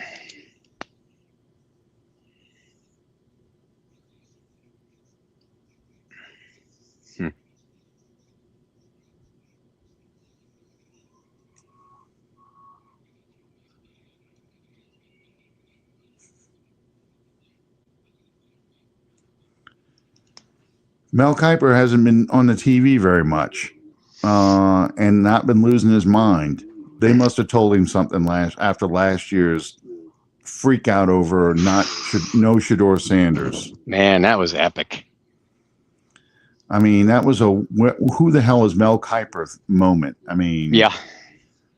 The thing that bugged me about it, and I think ESPN kind of is taking some of that criticism to heart. That's why they're not really showing many of the talking heads. They're just talking. I've got it on mute here so you don't get the feedback, and I've got my closed caption on.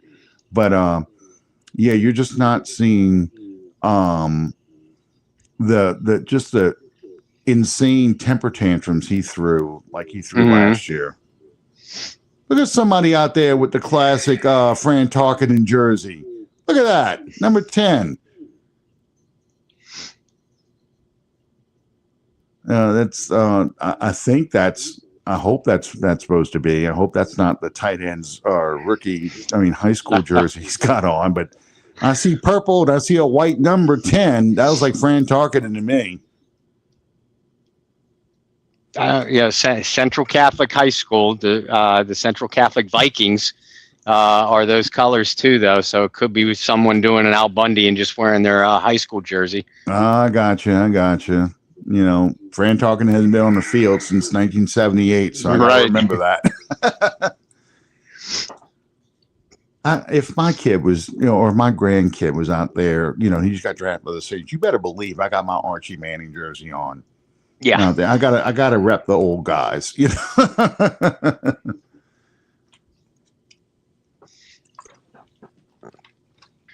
Have you gotten feedback yet on who the Lions took? I have not. I have not. I just checked myself. I have not seen anything yet. My feed and my sources are weird tonight. There've been, I think, 2, 3, maybe 4 times where I've been able to report two picks in advance, and then other times, sitting here waiting for the network to beat me to it. Yeah. The Lions, talking about them earlier as being Super Bowl contenders, and I remember Dan Campbell telling the fans when they lost to the 49ers in the playoffs, hey, y'all, this may have been our best shot at going, and I'm just giving you the warning now. Yeah. Not that the window's closed, but that the window is a lot smaller than it was before this game started. And so I'm looking at, do they take a skill player here? Is this where Mekhi Lemon goes? Or do they take a defensive player here? I don't know, because I don't know how the Lions are evaluating their talent as in terms of, is this guy, are we going to get rid of this guy a year too soon or a year early? I think Gibbs is clearly the running game it's Gibbs, but I don't know. I don't know how they view their receiving core.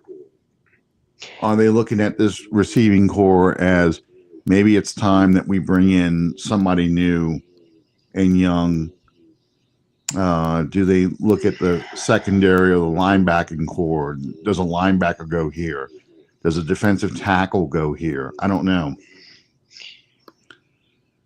And that's, I think the Lions are one of the more unpredictable teams to try to project in this because of all those reasons. I still think they go defense. It would not surprise me if they went receiver, and I do think they'll get a receiver somewhere in the first 2 days. But I still think, they lost Anzalone. They still need to get tougher in the middle, and they still need to put more pressure on the passer. That secondary, while better last year, still failed them in some crucial moments. Receiver Concepcion Lemon wouldn't surprise me, but I think they go defense. Yeah, I just Googled it just out of curiosity. They've got offensive tackle, edge defender, linebacker, and cornerback, so defense across the board. Because they released Taylor Decker, the offensive tackle, but I don't know which tackle goes at this point. An edge defender, is this the other Miami tackle? Edge rusher that goes here. I don't know. Well, here we go. Oh, no. Well, I'll tell you after I got the Vikings pick at 18. Who do you have the Vikings taking? Caleb Banks. Bastards. Yep. Well, it's about the time where I thought defensive tackles would still be here. Yeah. It's a Make-A-Wish kid. I always like the meme where the guy's in there and the Make-A-Wish people are going, I don't think you quite understand how our thing works. They did go Dan Campbell did a Sean Payton. What did he do? Blake Miller, the tackle from Clemson. That is a bit high. Yeah. I don't want to call that a reach, but it's a reach. Yeah, I think this was. I'm taking a tackle, and what if the two top tackles are gone? Yep. I'm taking a tackle, but what if the two tackles are gone? I'm taking a tackle. Do you Yep. understand that? Yeah. Yep. Let's see. Uh-uh. I have to go back and look. Let me see, because I did not scout any offensive tackles. So No, I didn't either. I admittedly am guilty of that in the quarterback position. Didn't do much work on defensive tackles or tight ends either. A couple of the tight ends I liked. I did Delp. I did Justin Jolie, and I did a few defensive tackles. I've got one. A-THON has Blake Miller as the sixth best tackle and a second round pick. Lindy's has him. I'm sure it's going to be lower. ESPN had him as the 8th best tackle. Yeah.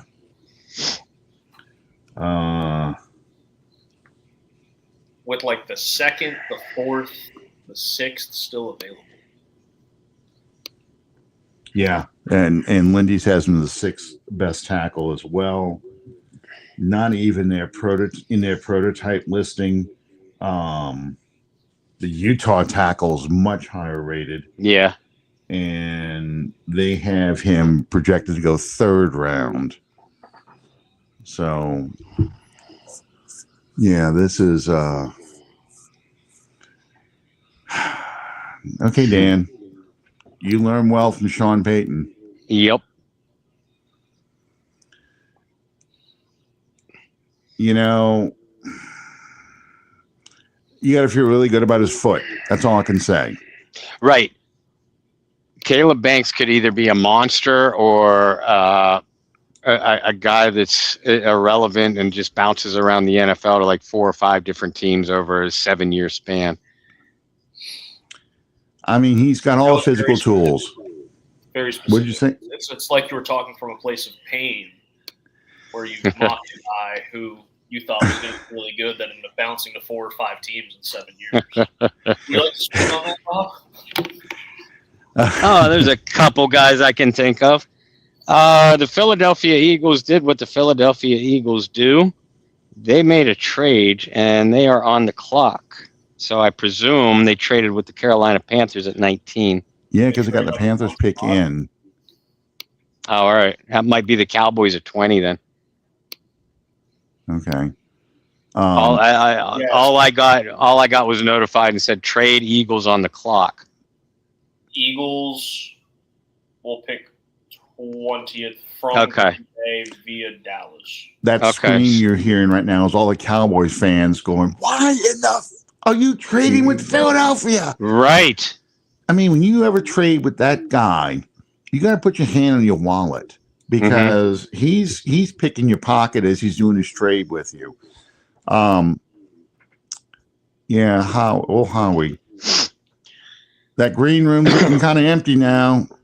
This is why more and more players don't like going to the green room anymore because you sit there for a long time. I think the Panthers take an edge rusher here. I think so too. Even though that they look like they struck gold with Nick Scorton last year, and they doubled down at edge rusher because they went the Humanian Devil. I forgot about Princely, that. And he flashed some. What if the Panthers go cornerback? A couple really good ones. Go across from JC. Yeah. Could see it. Don't know if there's a safety or an interior defensive lineman that I like a lot here. With the year that Ted is coming off of, do they give Bryce Young another receiver? I mean, Xavier Legette has been a disappointment, to say the least. So what I was going to say is if you do that, it means you're giving up on Legette. But also, Jalen Coker had a pretty good year last year. They need, according to this, their needs on linebacker, left tackle, and safety. But I don't think there's anybody out there that fits that mold for now. because I don't think there's any linebacker. Once Sonny Styles came off the board, I don't think there's any linebackers left that's worth a first-round pick. No, I think you'll see 2 or 3 of them go in day 2, or second round rather. But yeah, unless you're doing what the Lions did at tackle, and you're saying I need a linebacker, to hell with whoever else is on the board. Mm-hmm. I could see him go Malachi Lemon, and then you'd have Tet, Lemon, Coker. Running back's a weird spot for them too because you paid Chuba Hubbard all this money, and he Right. got signed by Rico Dowdle last year. Dowdle's now in Pittsburgh, but they have that kid from Texas, Jonathan Brooks, who has missed his first 2 years in the NFL because of injury. But there's still a lot of hope that he can come in and be a contributor. I see running back listed for them as a potential need as well. I just don't see it. Well, did they take the safety from Oregon?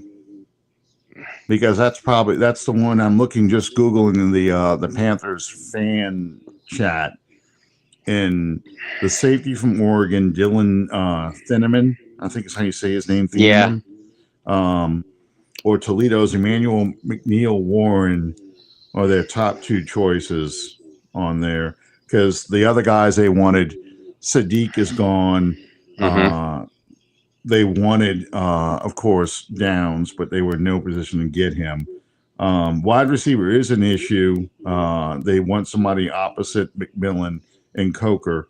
Tight end, of course, and offensive line edge. So that was the top positions they had listed here. But so far, the fans are all talking about the safety from Oregon. That Panthers pick makes sense. Yeah. Let's see if is that what they did? Yep. Yeah, Monroe Freeling from Georgia. Oh, they went to the offensive line. Okay. Makes sense. It does, because you got a short, fragile quarterback. You need to protect him. It's a big dude. Oh, yeah. That's his agent with a beer in his hand. I think he's from South Carolina as well. I'll have to double check that.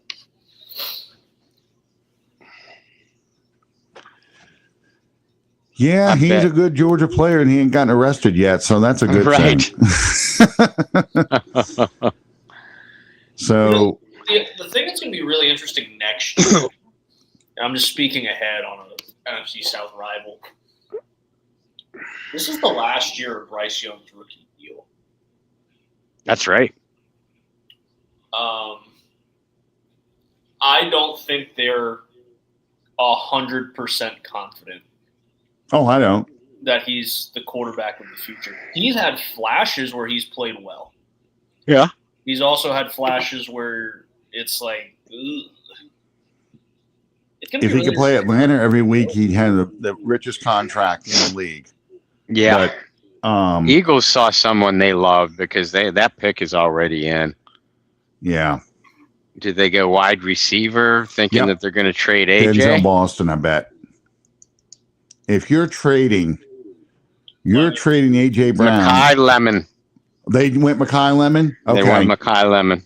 Well, I was going to say, if you were going to trade AJ Brown to the Patriots, why not draft his replacement in Denzel Boston? But Makai Lemon makes sense to them too. But now you've got 2 little speed receivers.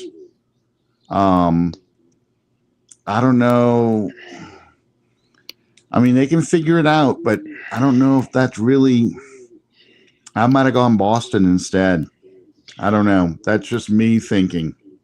You know, I'm not a GM and anything, but I'm just thinking you probably want a big guy to replace AJ Brown. Well, right. That's why I'd have gone Casey Concepcion. I'd have grabbed Chris Bell. Yeah. Wow. But again, I mean, we're saying these names. Antonio Williams, the duo from Indiana. These are guys. At least a few of them are going to be available in day 2. Mm-hmm. Yeah, because this is what our third wide receiver chosen. Mhm. Yeah. Yeah. That was like your Yeah. top threes finally got taken. Yeah, and a lot of people felt that all three of these guys could go as early as top 10, no worse than top 15, and we just made pick 20. It's 9:00, so yeah, definitely shortening the time is getting these picks out faster. I like it. It's hard to believe they used to go 15 minutes between picks. I know. In the days where the draft was all done in one day. 17 rounds. They used to go 2 days. Yeah. 17 rounds. They would go, but then they went down to 12. Yeah, they did. Then, they did the 12 rounds in one day. Yeah, and then 8, and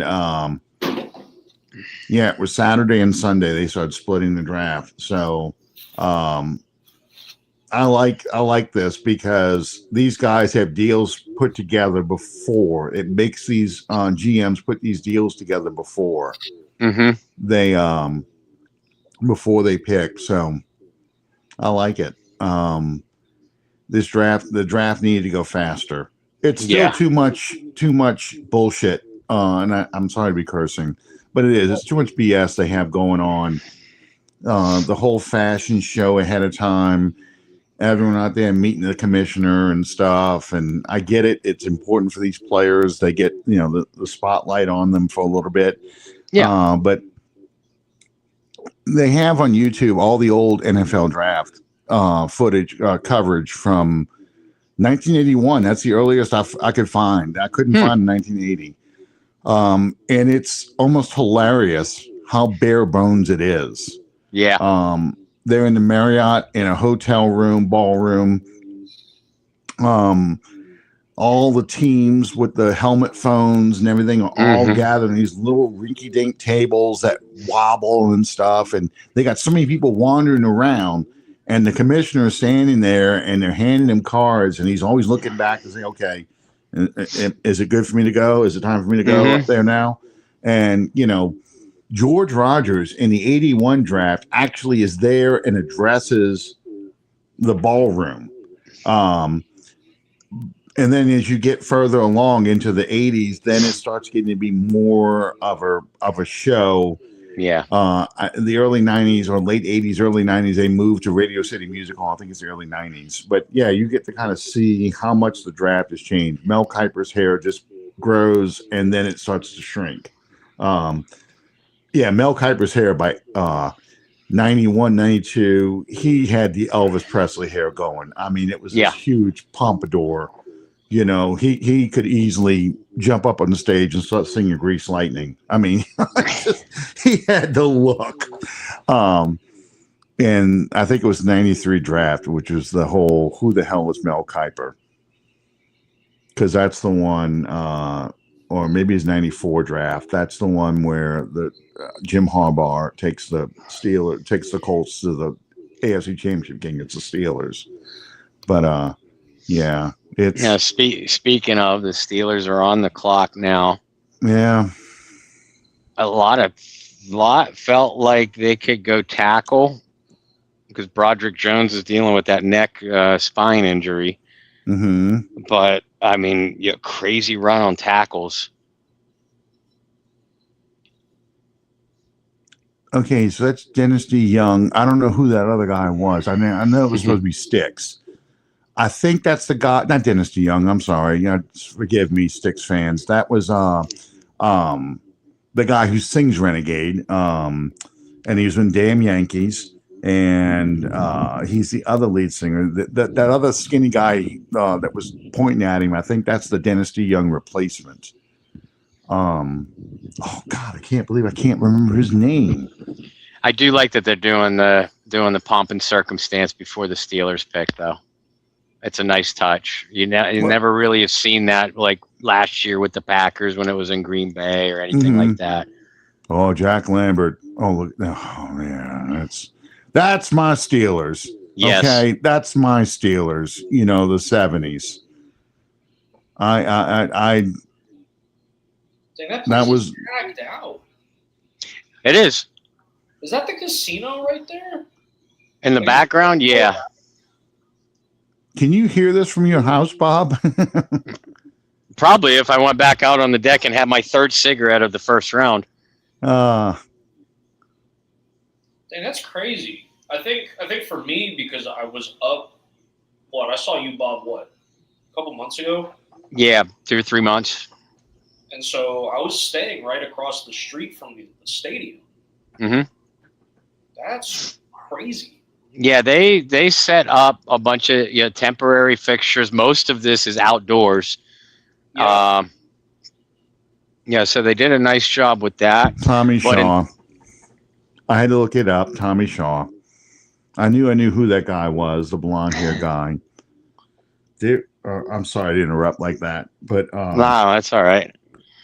If for those of you who like sticks, I highly recommend. It's been on YouTube for a long time. I highly recommend go find Tommy Shaw, and it looks like a high school orchestra performing "Angry Young Man." It's just an incredible rendition. Tommy Shaw is there with a guitar, and they have a high school looking talented, ultra talented orchestra, and the kids singing along with it and stuff. And it brings me to tears when I watch it, because this kid who plays the violin solo, just beautiful, incredibly talented. But "Fooling Yourself" is the name of the song. It's "Angry Young Man" in parentheses behind it. I forgot all about him. Ian Achor. Yes, Max. Yeah. Yes. That's a great pick. It is. Great pick. Makes perfect sense. It does. Perfect sense. I forgot all about him being on a board. Again, knowing that the Saints weren't going to go offensive line in the first round. I've done next to no research on offensive tackles, but I know he was at the top of a lot of boards. Yeah. That was a guy that the Lions should have taken instead of who they took.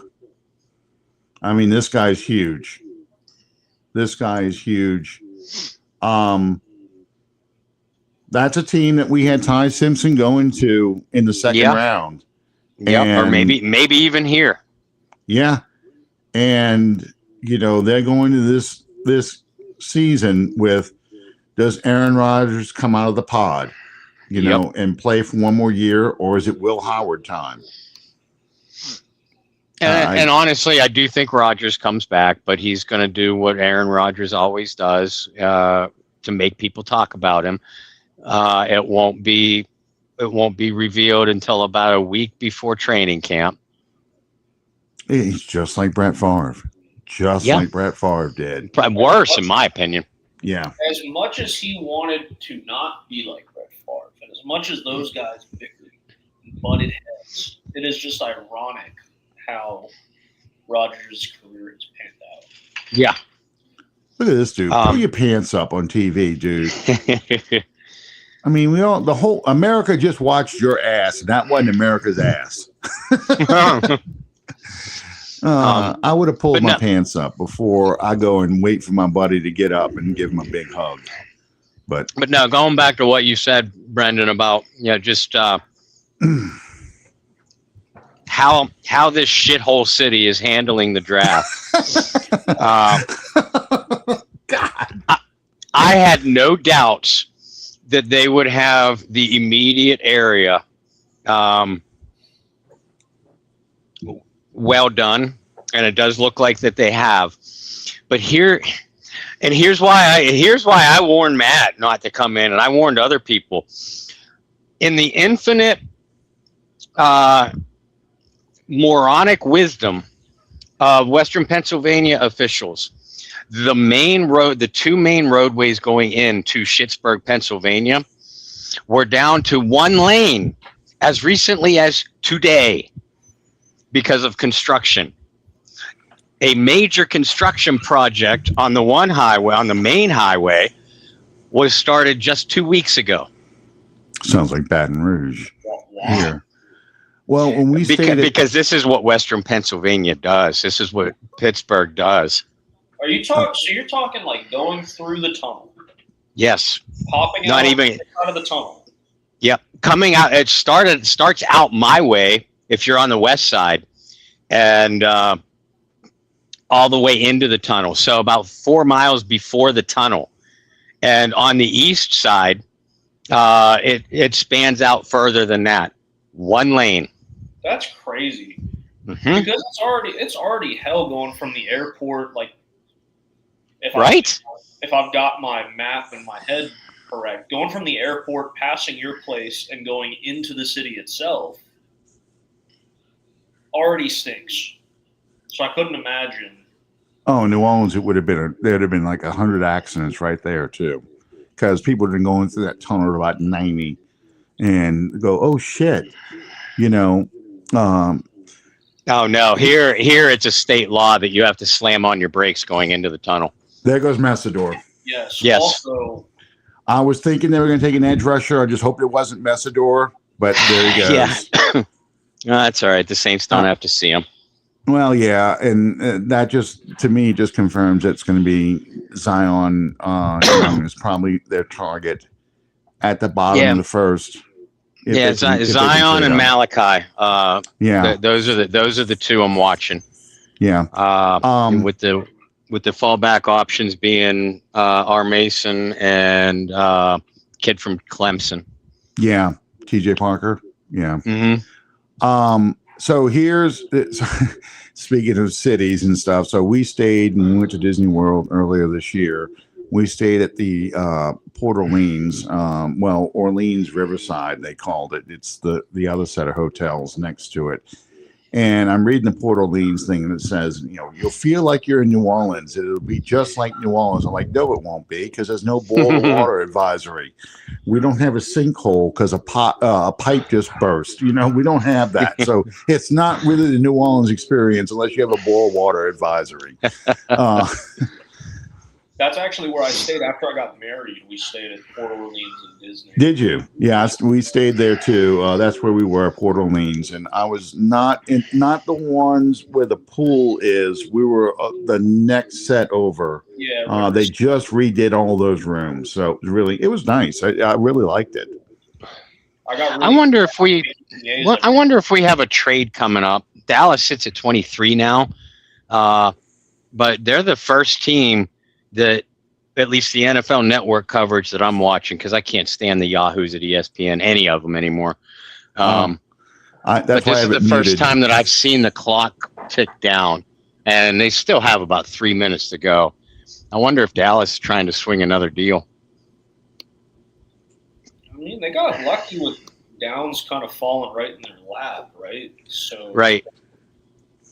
By the way, I asked my son who was the guy that the Buccaneers drafted with the bad arm. It's actually a bad shoulder. He had it was Adrian Claiborne. Okay. They took him in the first round. He had a decent career. Not long, but decent. No. Let's see. How long did he play? He was a defensive end. He was drafted in 2011. He played for the Falcons, Browns, and Patriots, and he won a Super Bowl ring with Super Bowl, the one we should have been in when they beat the Rams. He had 6 sacks in one game as a member of the Falcons in 2017. So he was drafted in 2011, lasted 3 years with the Bucs. Let's see. He was diagnosed with Erb's palsy. It is something caused during birth by an injury to the nerves surrounding a child's shoulder. So because of this, his head and neck were pulled to the side and his shoulders passed through the birth canal. That's what happened.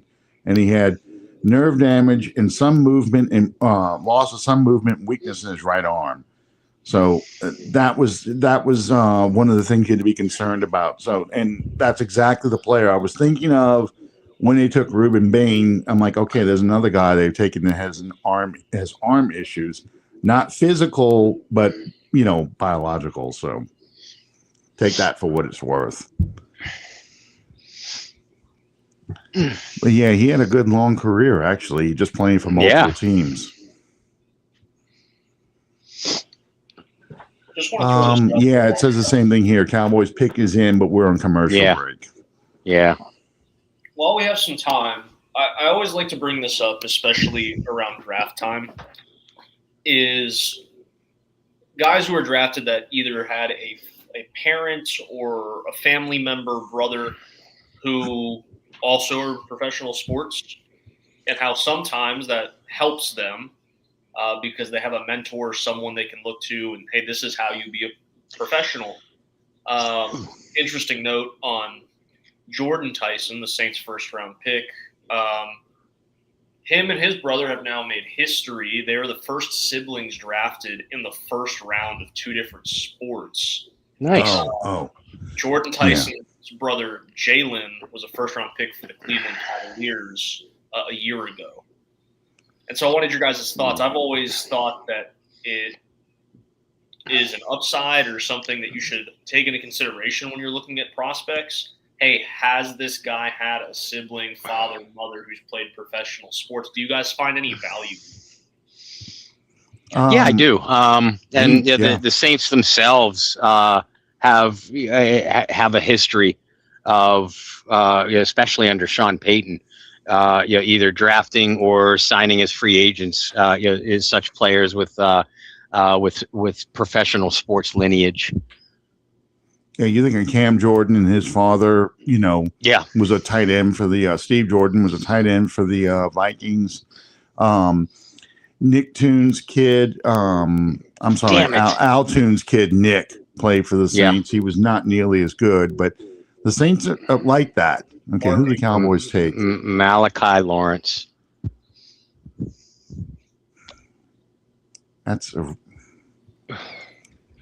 I like Malachi a lot. I like him too. I just don't think. I think they passed on some for their defense. Passed on better players to take him, and it's not just because I would have liked to see him a Saint.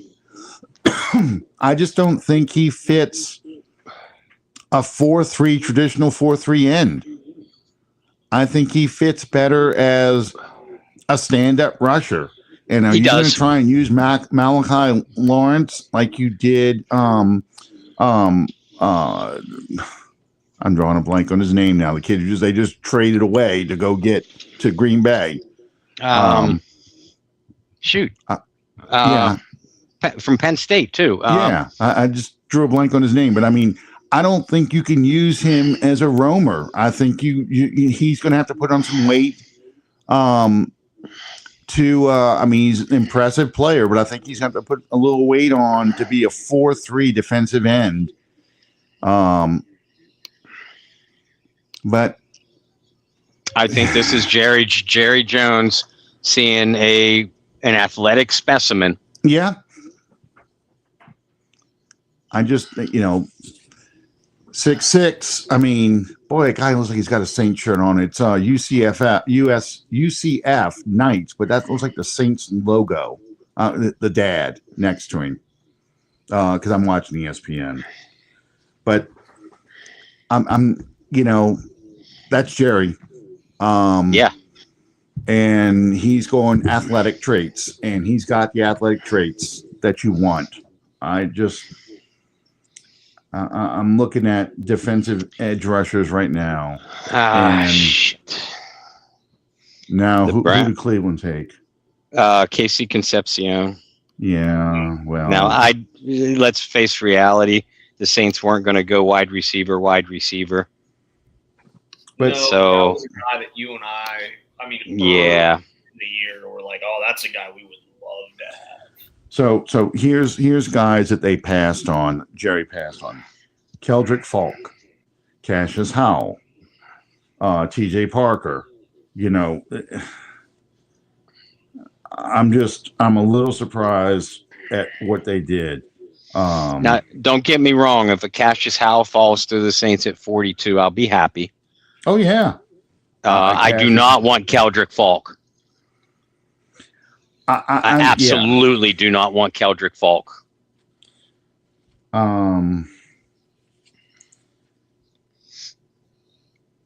Zion Young is still up there, and he's one of Mel's top 5 right now. Zion Young has a Joseph. Dennis Allen defensive end written all over him. Yeah, I know that. And the Bears are up at 25. Yeah, and that's probably where he goes. But Cassius Howell, I'm surprised he didn't go after LT Overton, because that screamed Dallas pick to me. It does, yeah. R. Mason Thomas. TJ Parker is an odd one. I don't know where he would fit in on a team. Me either. I wasn't, because I did the two positions I analyzed heaviest coming into this draft: wide receiver first, edge rusher second, cornerback third. And I wasn't overly impressed, to say the least, with either Falk or TJ Parker. Now, I like Malachi Lawrence more than most. I like Zion Young. Mm-hmm. Absolutely loved Messidor. Yeah. So this is how I see kind of TJ Parker. A inside defensive lineman, but not a defensive tackle. Like, okay, so the Saints run a bizarre 3-4 hybrid, because they've got five defensive backs in the field. So one of your linebackers is really a defensive end, who goes to a stand-up position on pass downs. So you really have, that's why Cam Jordan sometimes got kicked inside. And Carl Granderson later on in the year. Yeah. So does TJ Parker kind of rotate in? If the Saints were to take him, do you rotate him in with Brzee and use him kind of the way you use Brzee?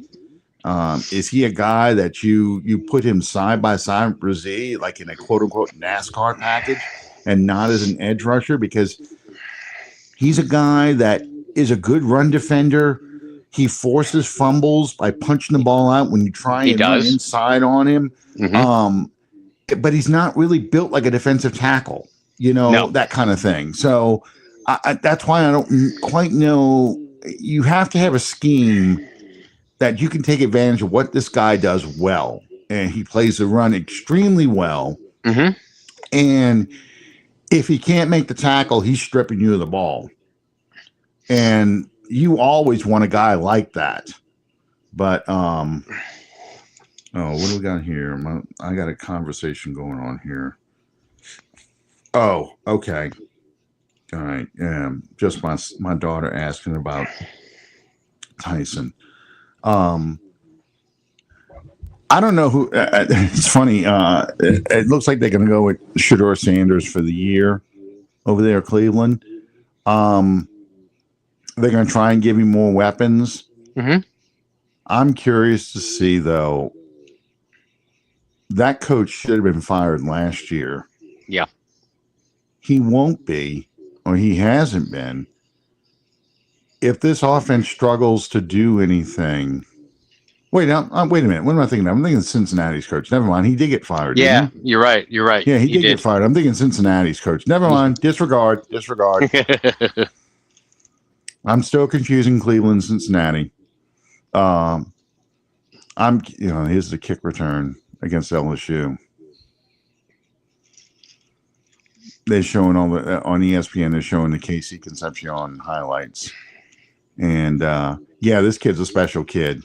I really had him going. Believe it or not, I had him going to the Chiefs with a name like KC Concepcion. I just like, you're going to the Chiefs,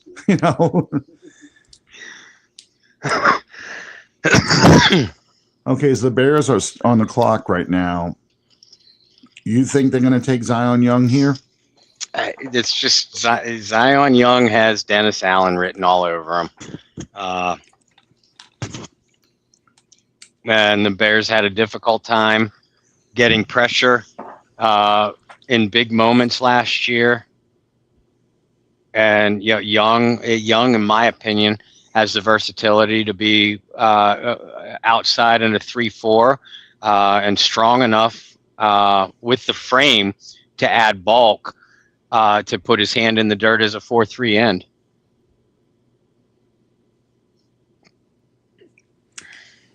Well, the pick's in. We're in commercial I feel like break. this draft is flying compared to years past. I mean, I know we already talked about it a little bit, but this is moving so much quicker than some of these drafts where it's just like. We're at pick 25 and it's 9:30. I'm actually get to go to bed. Well, it's 9:30 Central Time, but Right. I'm actually going to go to bed at a fairly decent hour. Yeah, Bob, you're the weirdo today on the East Coast time. Yeah, right. Wow. And yeah, of course I am, because after we conclude round one's coverage, I got to get to work on a Jordan Tyson article for release on Saints Wire in the morning. Yeah, of course, we have the luxury of having an extra hour. I got to get up at 5:15 in the morning, so what the heck? I got a meeting at 8:30 in the morning, so On a Friday? yeah. Friday Out of meetings state are for me the too. I'm in St. Louis or outside of St. Louis. Friday meetings are the worst. The only time I hate having meetings on a Friday worse than first thing in the morning, it's 3:30 or 4 o'clock in the afternoon. We have a right when Friday you're ready to meeting. go home. Yeah. Those are the Because- best phone calls too from people. Oh Like, yeah. related is, hey, I really need this done. You're like, it is 4 o'clock on a Friday. Can this not wait till Monday? No, I need it done by end of day. How long had this been sitting on your desk? Because this is clearly shit that's been on your desk for a while that you're now pushing onto my desk and saying, well, I passed it along Friday. No, not Friday. You know, Friday after 4 doesn't count as Friday anymore. Nope. Yeah. Really, Friday Yeah. after like 2 o'clock most of the time. I I hate. Who do the Bears have in their backfield? Hang on. I'm going like a pretty good running back. I just can't think of his name. Yeah, but my wonder is, do they have two? Because Ben DeAndre Johnson had two. Yeah. Not really. I mean, do we see Notre Dame's Jadarian Price go here? No, I think this is going to be an edge rusher. I think you're right. I think so too. I'm looking for Bears roster actually to see if it's, because usually it's. I'm going old school. I keep pulling my magazines out, so I don't have to go search the internet while we're on the air. They had a rookie last year. Oh, they had Swift. Didn't they have Swift? They had Swift, but they had a rookie who actually had to play a little bit because. Mm-hmm. Now, I'm just thinking of what Ben Johnson had in Detroit when he was the offensive coordinator. He had that tandem of Gibbs and David Montgomery. Right. And they They had that guy. Montgomery.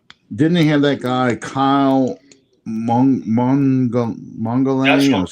That's what I'm thinking of. Yeah, that was a rookie. Yeah, I think he had 800 scrimmage yards or something. I mean, I know when Chicago beat the Saints, they just tortured them on the ground. Yeah.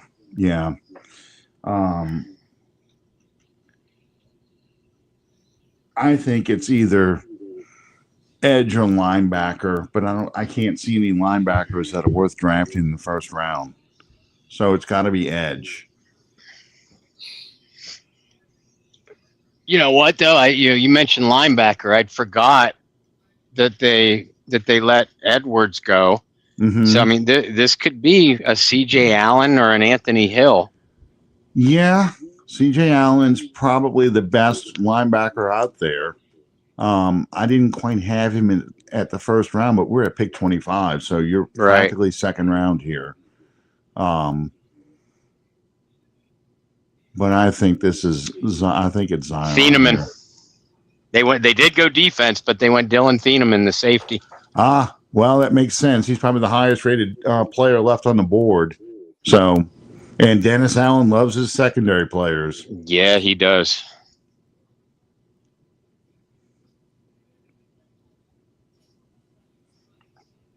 That green room, I'm laughing right now. They haven't shown it recently, but that green room is probably down to like 3 people in there. They had 25 or 18 people in the beginning lined up there in the green room. Thiemann was one of them, was in there. They're not all picked yet. That's when it sucks. When you're watching everybody else get picked and you feel like you're in the doctor's waiting room, you know. And it just did make me chuckle that the NFL execs especially were at least reportedly unhappy with the fact that Fernando Mendoza said, "Yeah, I'm not coming to the draft. I'm gonna I'm staying at home." Yeah, well, tough shit. Now looks like, because I'm looking at the show in the green room and all the empty sofas and everybody left. It's like looking at a furniture store. When you walk in and they've got the made up room so you can look at the furniture and it's just all this empty furniture left in there. And there's just like a few people left in the room. That's tough. That really is, because you're counting on your agent to tell you where you think you're going to go. And the Texans and Bills swapped 26 and 28. Okay. Texans moved up to 26, and they're going with the guard from Georgia Tech, Keelan Rutledge. Wow. Did the yes, he did. Never mind. I'm thinking the Oregon guard. He did go earlier. Yeah, no, he didn't. No, only guard that went was the Penn State of Vega to the Ravens. Okay, so that guy is still sitting there. Interesting. Interesting. And supposedly now the league contacts GMs to ask them who are their top, 5 players on their board. Under the condition of just tell me who your 5 players are, and they do a nice tackle. They do a composite of those players of all 32 teams to make up their invites. So they have a pretty good idea of who they can bring there. So you don't have an Aaron Rodgers situation where the guy's just sitting there, the whole first day. Then he has to go home, and come back the next day. Or Aaron Rodgers didn't have to do that, but they've had other quarterbacks who've had to do that. Imagine if Shador got invited and went last year. Shador did that crap in his house. Remember that? Imagine if he had to sit in the green room for that long. The kid, Will Levis, had to sit for a long time. Geno Smith had to wait till day 2. That's the one I was thinking. Yeah. Because I think that was one of the ones that started that whole conversation of we need to get an idea, because they used to have like 40 people they would bring. So knowing that somebody was going to be still left on, just so you didn't have an empty room like you had Aaron Rodgers sitting there by himself for so long, because he was supposed to be number 2 overall pick. So I don't know. I don't know who's going to be the unfortunate guy that's going to sit there the whole time, but there's going to be one who's going to have to come back tomorrow. Do you guys, I know Bobby just brought up Mendoza. Do you blame Mendoza for not going? No, I look at it this way. This is one of the biggest moments in that young man's life. He should get to choose how he spends it. So I have zero problem whatsoever. His mom has MS. Doesn't his mom have MS? Yes, and that was one of the reasons. Yeah, she's always in a wheelchair. So, because she was sitting on the sofa next to him. And, it was clear his mom matters to him. They showed her a bunch of times during the national championship game. I'm not saying that his mom, that none of our moms matter to us, but, clearly his mom was a central figure in his life, and that drove his decision. I don't blame him at all. No.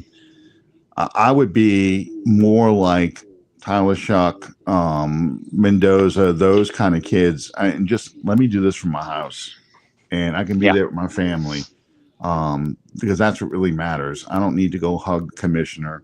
Mhm. I don't need to have all that stuff. The show. I don't need the show. We have another trade. The Dolphins moved from 30 to 27, moving the 49ers back to 30. Mm. So Miami is now on the clock. It just popped up on the screen. Yeah, I see that. I wonder if the Saints make a move soon. I think they hang tight. I think they do too now because Yeah. of how few edge rushers have gone in this draft and how late they're going. I only thought they might jump up to 31 or 32 just to get that 5-year deal. That's always an interesting one if there's someone that somebody really likes. But at this point, I don't see the Saints doing it. It's funny you get to reset your board because you got a whole day. Yeah. To reset your board and look at and project where there's going to be a run and where you think you're now round 2 becomes round 1 again. Mhm. I said the same thing about round 4 when they split it up over 2 days. Round 4 becomes kind of a round 1. The guys that have slid so far. I think, what happens when it used to be rounds 1, 2, and 3 all in one day, you kind of end up being true to your original board. You don't reassess. Yeah. You don't have a day to reassess based on the way the draft is unfolding. Maybe I can move this guy up, and maybe we should make a move up because of the way the draft's kind of. What happened? The Dolphins traded up to 27 to draft cornerback Chris Johnson. Okay. In recent drafts, he's been my go-to in the second round. Mine too. If I wanted to risk my receiver to the third round, and that's usually Surratt is my receiver in the third round. So I've gone Chris Johnson at 42 because he's been there. Because I really like this kid. I really do. He is a chameleon defensive back. He can play the slot. He can play inside. He can be the outside boundary corner. He can play man. He can play zone. He kind of does it all. And he does it all very well. Not elite, but he is a guy. It's very, very solid. Just very talented. I really liked him more than I liked Pons. I liked him more than I liked, some of the other top cornerbacks in this draft. He and Keith Abney from Michigan, I think, are my 2 favorites in the second round. And Abney's short. So that's why he'll probably fall to the second, but he's really strong and good in the zone and plays the slot. Just great anticipation. So that was my possibility. There was a run on edge rushers. That was my possibility in the second round, get my corner. But I like Chris Johnson too. I think it's interesting that the 2 Tennessee corners, McCoy and Colton Hood, and Avion Terrell. Speaking of players with NFL, professional sports lineage, the younger brother AJ Terrell. Now, don't get me wrong. If I'm making the pick, I like Chris Johnson better than all those guys. I do too. Colton Hood was invited. He's one of the ones sitting in the green room. Interesting. And I was surprised when I saw him out there because I'm like, dude, you're a second round pick. I don't know why you came.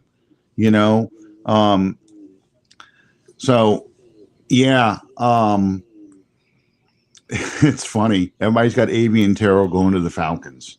Every mock I've seen, I'm like, gee, that's a lot of thought putting in. We'll put him with his brother. We'll just put him with his brother, Now let the Falcons draft another left-handed quarterback, Cole Payton. They need all the left-handed quarterbacks in the NFL. They're like, one of these guys has got to be Steve Young. You Yeah. know? If we could take Penix's head and put it on Tua's body, maybe we can do something with that.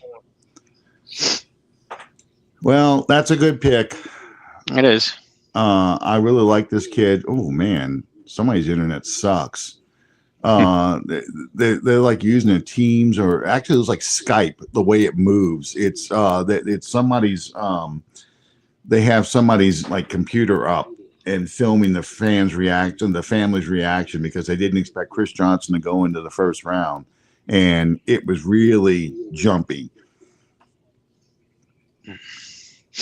Wow, But the that's a computer good didn't breakup. expect him to go in the first round either. That's why Who's that? it's being jumpy. No, clearly it didn't. It must be an HP, because I have an But HP and I need to get rid of that thing. Sitting at 28 now, with the Bills on the clock. Bills traded again.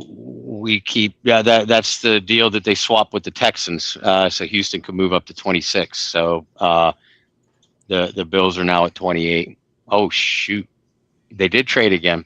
Yeah, Patriots I just have it. saw it. They just traded the Patriots. Patriots on the clock. They're grabbing Everybody right now. They are. Everybody thought New England was going to trade out of the first round. I think they probably were if they had runs on defensive ends. But apparently they're going to go grab somebody right now. What is this with trades between divisional rivals? We've seen 3 of them. I know. That was like taboo Yeah. years ago. Speaking of the Patriots, stories are coming out that they want to trade away Booty, the receiver, and they're willing to take a day 3 pick for him. Well, we've got Tyson now, so that's less of an interest. That's why I haven't brought it up until now. Right. Patriots on the clock, but I mean, Still, like that's all it's going to take.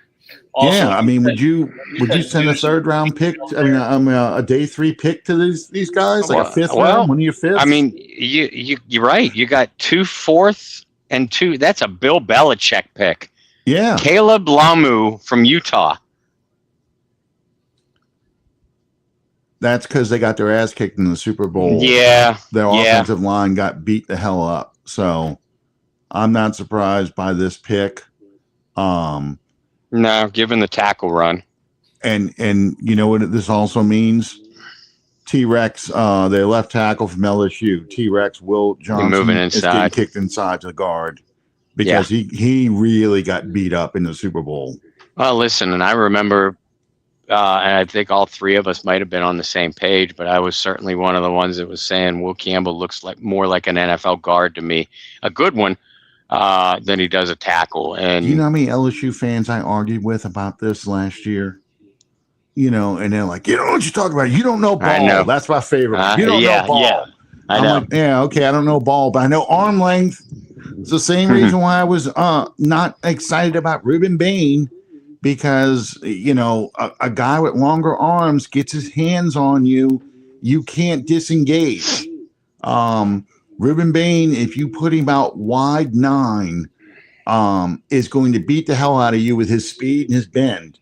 But if they try and pack him inside, especially and try and run at him inside, those short arms are going to have a problem. He's not going to be able to get disengaged. He's not going to be able to reach out and get the ball carrier.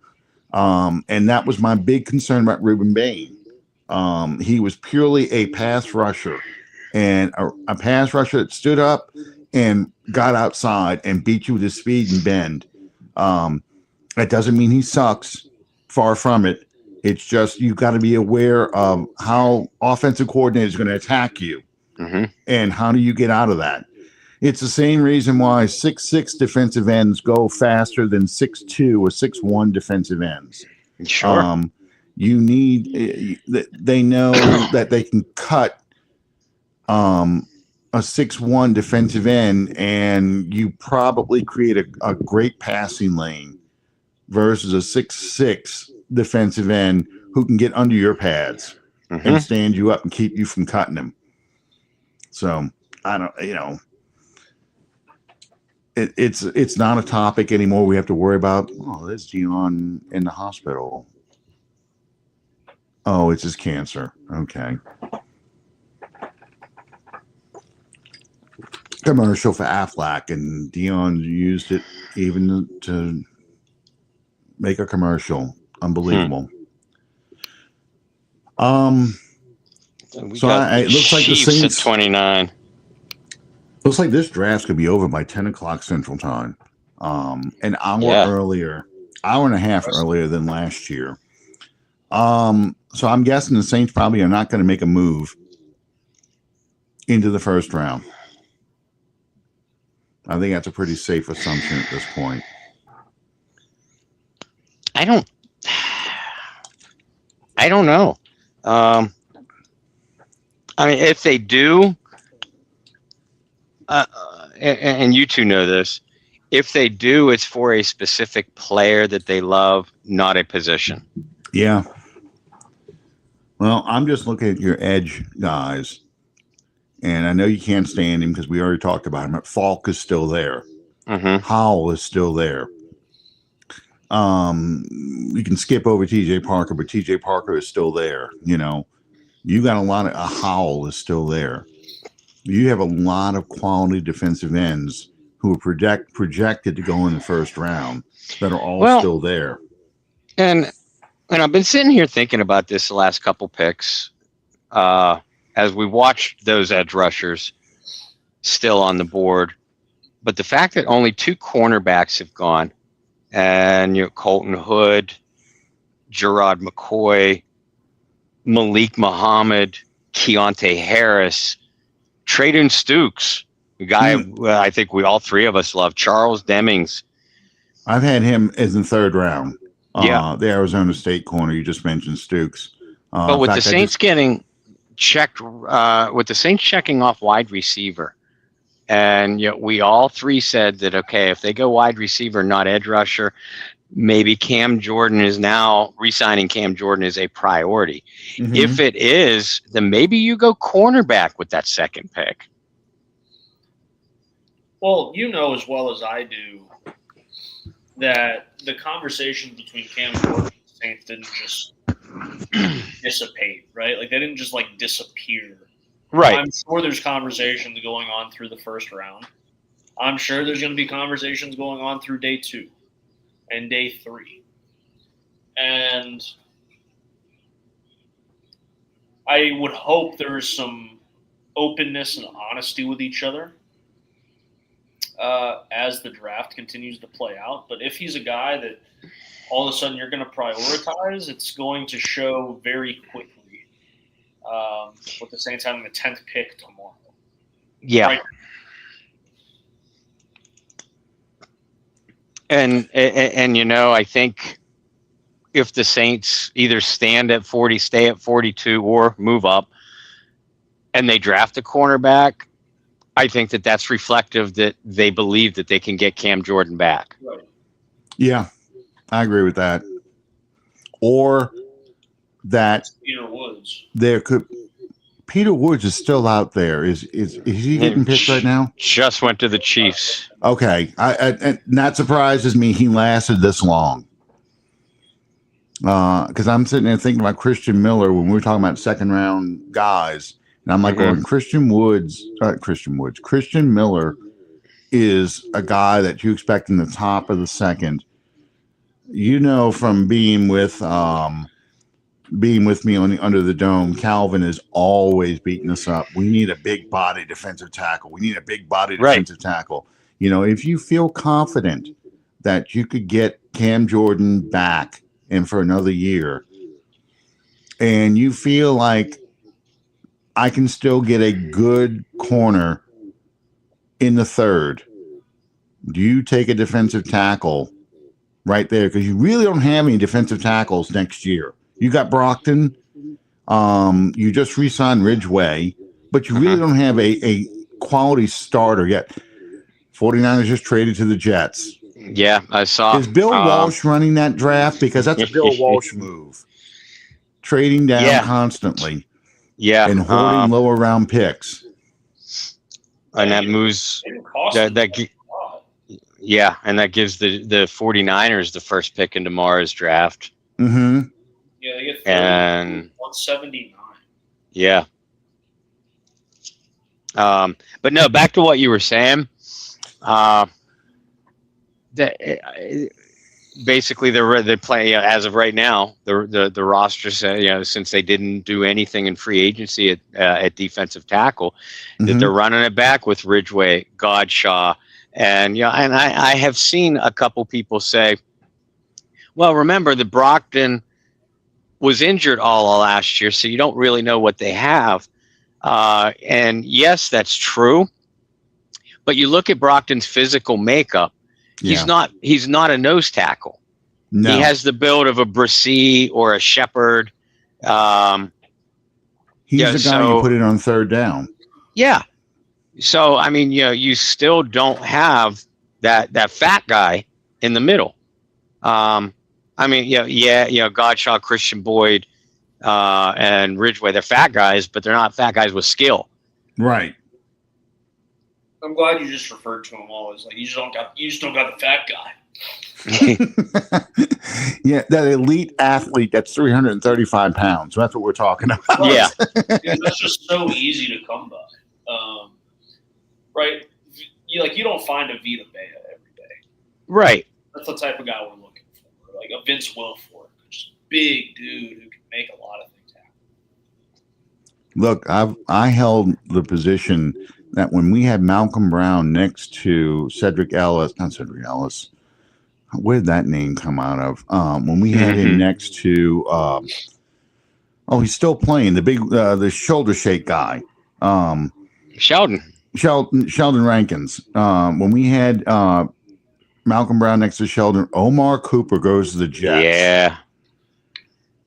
That's a good pick for them. The Jets are having a competent draft. How is this possible? What kind of world do we live in where the Jets are making competent picks? Well, remember, I think it was 4 years ago, they had 3 first round. They wheeled and dealed and had 3 first round picks, and we sat here and we said the same thing. And I mean, one of those picks was Sauce Gardner, but I think all 3 of those first round picks are gone now. Mm-hmm. Because they're the Jets. Yeah, because that's exactly it. They're going to fire Aaron Glenn in a year or 2 years, and they're going to trade away all these guys. So I just don't know who's going to throw him the ball. Are you really going to count on Geno Smith to throw the ball to this guy? I just don't see it. I really don't see it. And now that Ty Simpson's gone, are you going to do Carson Beck? Are you going to wait and take Drew Allar or someone like that, or are we going to go with a left-handed quarterback? Well, I mean, the Jets were allegedly extremely interested in Derek Carr a couple years ago when the Saints ended up getting him. Yeah. It maybe they offer a 6th round pick. Tennessee, Buffalo trades out of 31. Titans have it. I think Titans get their defensive player here. I think so too. That we thought they'd get when they drafted Tate. Yeah, look at this: Sadiq, Bailey, and Cooper. Look at that. Those are 3 great players that the Jets drafted. 2 of them I liked a lot in Bailey and Cooper. Yeah, that's. I don't know what kind of world I'm in now where the Jets are competent. I don't know if I can handle that. Well, to use Brendan's favorite saying, competent on paper. Yeah. On paper. Yeah, well, I mean, we'll see how that's the beauty of today, right? Is like we'll see how these things play out. We can be super excited or bash a pick, and we'd be completely wrong here in a couple years. Yeah. I think the Geno Smith thing's really interesting. I know Geno was awful last year, but we're not that far removed from Geno Smith being a name in the hat type of guy, to use one of Bob's sayings. And if he can be a name in the hat type of guy for New York and just be a bridge quarterback till they find whoever the next guy is, I think that's more than enough. And so, yeah, like if you get Geno Smith of last year, like that's a completely different story. But if you get a Geno Smith that was a Pro Bowler or close to it, I think that helps his team out tremendously. But that's the risk you take, and that's the swing you're taking. Is you don't know what you're getting. I honestly believe they thought they could get Ty Simpson in the second round. I think that's why the Jets made that trade back into the first round, because they thought they were going to get Ty Simpson top of the second, and just like with Chuck, we'll just bring him along slowly, eventually surpass Geno Smith. We'll let Geno start the first 6 or 9 games and then work Simpson in. But once Simpson was off the board, I think the Jets just went out there and said, look, then we're going to build a roster. And we're going to use our picks to build a roster of talented players. I think the Cardinals are kind of screwed because big time. Now you're looking at a Carson Beck. This is why they wanted to trade down from 3. You're looking at a Carson Beck or, the kid from South Dakota State. I can't think of his name. He's that left-handed quarterback you just mentioned. I just don't know if there's any quarterback out there that's worth anything higher than a day 3 pick now. So let's see who the Titans take here. Yeah, this Titans logo is literally the Oilers. They took Hood? No, I said good. They took Keldrick Falk. Very Titans pick. It's that logo looks just like the Houston Oilers Derek. They just replaced it with the thumbtack. I'm sorry. The red, white, and blue like that with that's the Oilers. That's the Derek. The only thing is you just got the thumbtack now instead of the old Derek, and they put the stars in it for the Tennessee flag. All right, so did the Seahawks actually make a pick here, or did they do what they almost always do and trade back? I honestly think they try and trade out of this. I do too. I mean, do the Seahawks draft the running back here from Notre Dame? I've seen a lot of mocks having them do exactly that. Who's left on the roster? Zach Charbonnet. Yeah, he got injured, and that's how. It was supposed to be a 1-2 punch with Charbonnet and Walker, and that's how Walker ended up being the star back because he got injured towards the end of last year, and he missed the playoff run. Where's ACL or MCL or something? Something like that. Yeah. Yeah, so I think this is where Price probably goes if he goes in the first round. This guy's going, thank God I'm out of that room. Colton Hood, you're still screwed. You're stuck back there, but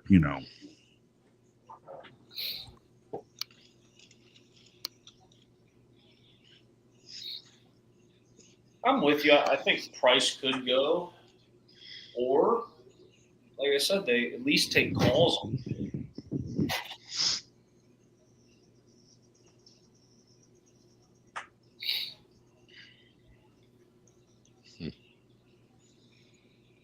This flurry of trades, though, 5 in the last 6 picks. I think that shows what we've been saying all along is that there's such good depth in this draft at some different positions. Edge rushers still on the board, tons of corners, wide receivers. We saw a run on offensive tackles. We did see a handful of edge rushers come off, but a handful still available. I'm thinking other teams see that. I think at least this is my opinion. I don't know if you guys share it. I think this is more a case of teams wanting to trade back rather than teams wanting to trade up from early in the second round. Seahawks are making a pick. Here's the thing. I also thought this draft had about 10 to 12 guys that really were elite players. And once you got past that, then you started to get into, well, let's just see how you have them rated on your board. Right. And that's why you're also seeing a ton of trades. And the Chiefs even said that. You'll probably see a lot of trades. But I expected more in the middle of the round, but it's all happening at the end of the round. So the guys that are out there, they're looking kind of at them as these are guys that really are. We're still technically in the first round, but we see them more as second round players, second round talent. Yeah. This is why I thought the Saints were going to actually trade back in at the end of the draft, end of the first round, was because they saw him as a second round talent. We get our 5-year contract out of him, and we kind of get our pick of the litter before everybody has a chance to reassess their board. And all three of us called this Jadarian Price, the Notre Dame running back, goes to the Sea Hags. Makes perfect sense. Yeah, it does. You don't pay Walker. You save money by taking a guy who's a lot like Walker at the end of the draft, end of the first round. You get a 5-year deal, so you have a cheap rookie contract. And you just paid Shaheed a lot of money. You're paying people. You have to start paying people with that roster because you just won a Super Bowl. So perfectly logical pick. Yeah. Yeah, and I mean, like you said, there aren't a lot of immediate holes on that roster, but knowing that Charbonnet might not be ready for the start, or at least 100% back by the time the regular season starts, you have a guy who's in Jadarian Price, who's probably a plug and play. I think he is. I honestly, if Notre Dame. Not Notre Dame, I'm sorry. If Penn State doesn't have a disastrous season with Drew Allard sucking and then getting hurt, the coach getting fired, the running backs kind of, Nicholas Singleton having a foot problem and things like that, I think you probably would have seen some of those guys sneak into this first round.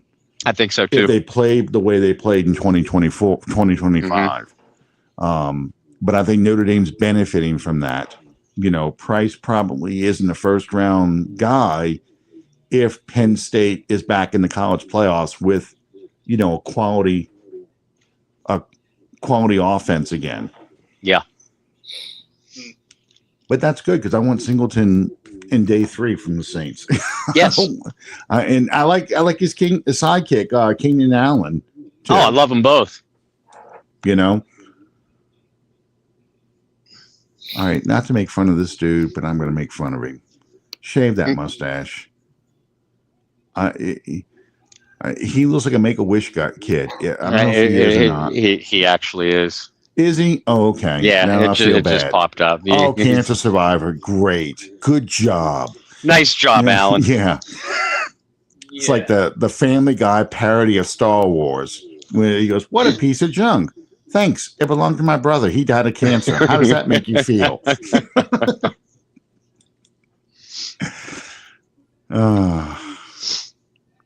Look, I had a cheesy mustache in the 80s when I was in college too. That was we all did. Yeah. Except for being old and alive. If you look at my eyebrows, you can just imagine this under that same thing under my nose. So yeah, the facial hair and I just don't get along. Yeah, I can't grow it. So. Wait till you get older, then you get hair growing in places you never wanted it to grow. Yep. Except the top of your head. Gravity just takes over. And you can tell we're at the end of the draft. We're talking about body hair now. Facial and body hair. That might be a new low, and we haven't even reached day 3 yet. Like I said, I'm going to be on fumes, travel fumes, and Where are you right now? I can tell you in a hotel room, but where are you right now? Right outside of St. Louis. Okay.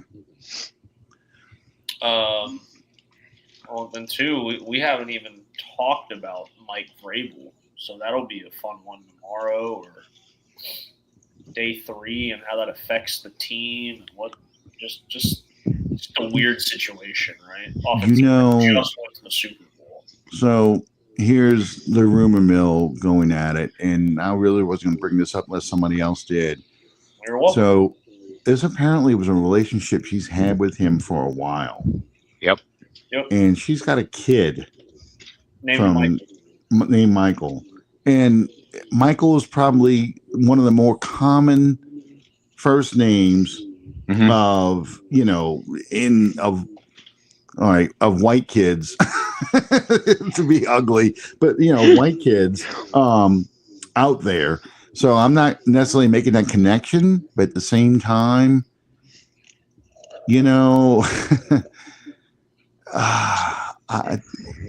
there was a lot of people who just really ripped into the sexism, they said, because, she's a woman. This is why she got fired and everything. And, if this was a man, they would have done this to him. Well, first off, men, except in very rare cases, I can't think of too many male reporters sleeping with male coaches for information.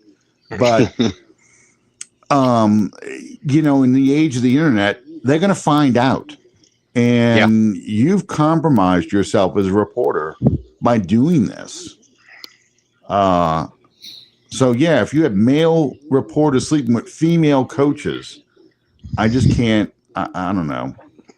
It just and I still do get angry at people that say women have no business covering men's sports, they're incapable. Exactly. Yeah, this hurts them. It sets them back because it proves the stereotype. Yeah, and it might only be one. I know of a second one who I know well.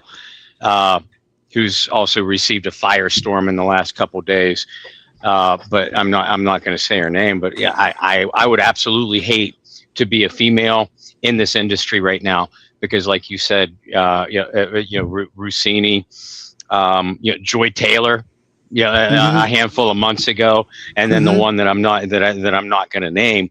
They just, like you said, Alan, it hits all the stereotypes. That in large measure are unfair, but it's only going to make things worse. I am old enough and have watched the NFL long enough that I remember the Lisa Olson incident in the New England Patriots locker room. Yeah. And Victor Kayam's ugly comments about her, belittling her, and that one of the many things he did as a terrible owner. Yeah. Lisa Olson had to fight to be treated as a reporter who happens to be female versus a female reporter going into a male locker room and not be, what the players were saying. You just want to see naked men walking around, that kind of thing. That really, when these stories come out, you're proving what those idiot players were saying about Lisa Olson years ago. Yeah. And you're setting the career back. You really are. And that's the part that bothers me. I mean, the moral reprehensive behavior is bad enough, but you get that from men and women. It's just what you need to understand is that rightly or wrongly, this is fact, that you're representing an entire race, the female race, as you're trying. These people had the opportunity to be. It's hyperbole to say the word pioneer, but I don't know where else I want to go. It's certainly in a mentorship position. And instead you behave like this. I'm sorry, ESPN's going off on the Rams. They don't Simpson. understand what the Rams did. That's predictable. Yeah. And they're just wrapping up their coverage tonight. That's all. But they just, Kuiper just had to have a little rant, and so did Booger McFarland. I didn't mean to interrupt, but yeah, you're setting back your gender, and it's not fair. And are there coaches that have slept with cheerleaders? Yeah. Mm-hmm. I can think of at least 2 Yeah. in New Orleans that did. So, is there other things that go on that are unseemly? Absolutely. But there's a difference between sleeping with a subordinate, if you want to call a cheerleader a subordinate, and sleeping with a reporter that's supposed to be covering you. Hey, I'll say the same thing about in politics, where you have married couples where one's a reporter and the spouse is a member of administration or an elected representative of government. That's a conflict of interest. You can't have that. Yeah, you cannot have that. You don't get a bigger conflict of interest than these situations. Right. You cannot have that.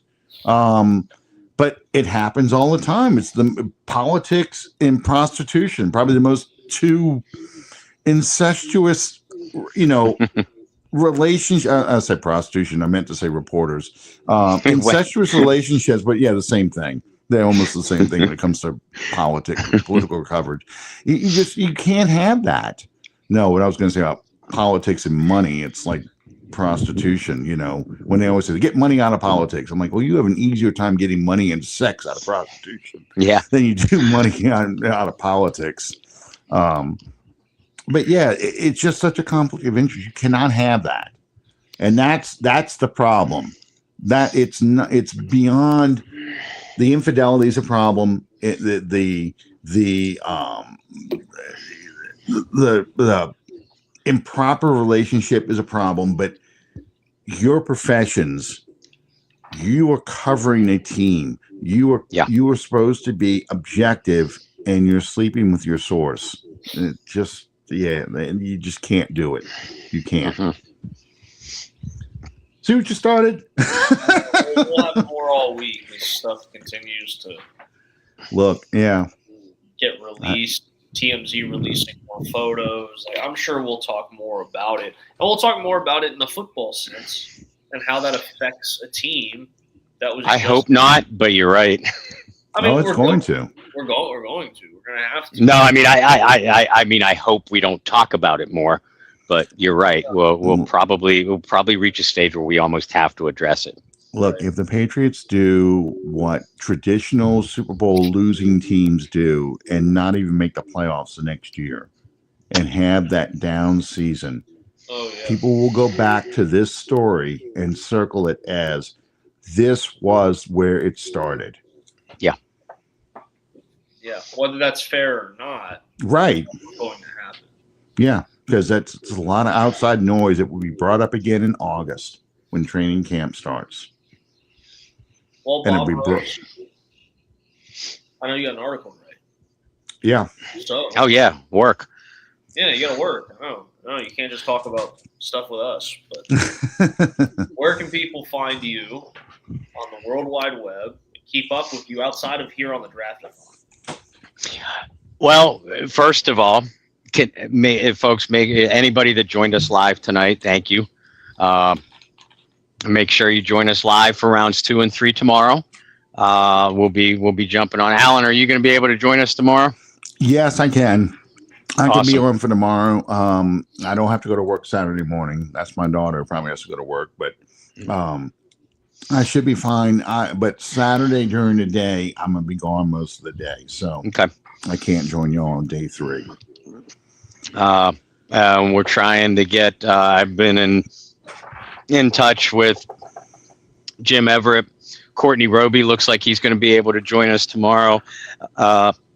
Tyrone Hughes loves to join us on day 3. But if I read his message right, he said he could pop on for about 30 minutes or so tomorrow. So we're going to have those guys in and out. Can't wait to hear about their own analysis.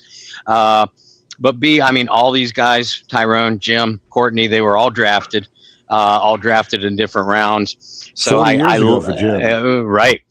So I love to get their takes on what they went through during the draft process as well. So make sure you tune in for that. As far as my works, follow all of us, a group of us over at the Saints Wire,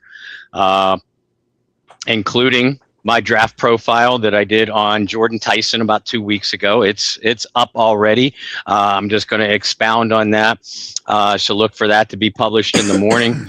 And my colleagues over at Saints Wire, I'm sure, have already put out a couple reaction pieces and grade pieces. So make sure you give Saints Wire a follow. My own personal social media, where I also post my articles and our show links. Bob Rose on Facebook and at BobbyR2613.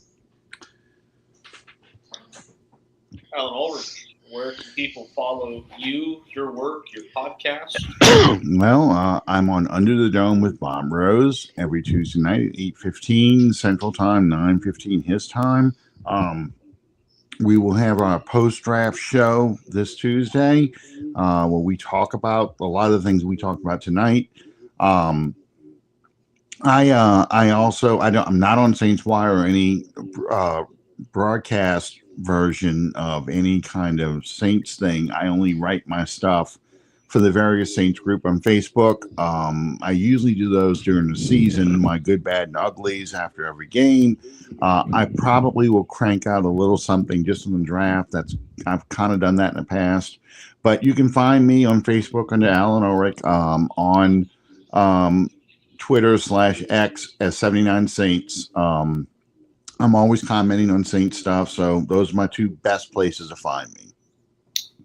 For myself, you can follow me right here at BT Boylan on the X Twitter and the Instagrams of the world. We will be back, Lord willing, and by the mercy and good graces of airline travel, we will be back tomorrow night for rounds 2 and 3.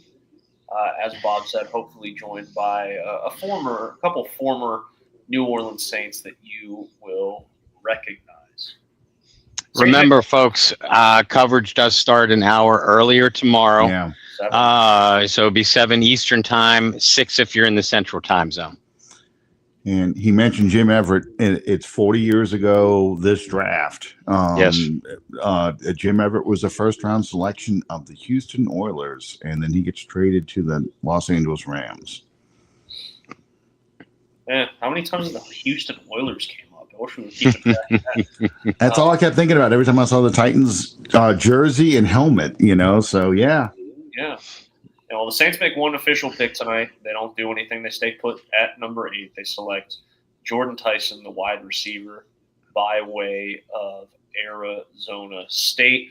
Saints have a few more picks tomorrow. We'll be excited to bring them to you. So until then, hope you guys find some peace, spread love, practice positivity. We'll see you tomorrow night for more of the Draft-A-THON right here on the Bayou Blitz. See you. Thank y'all. Thank you.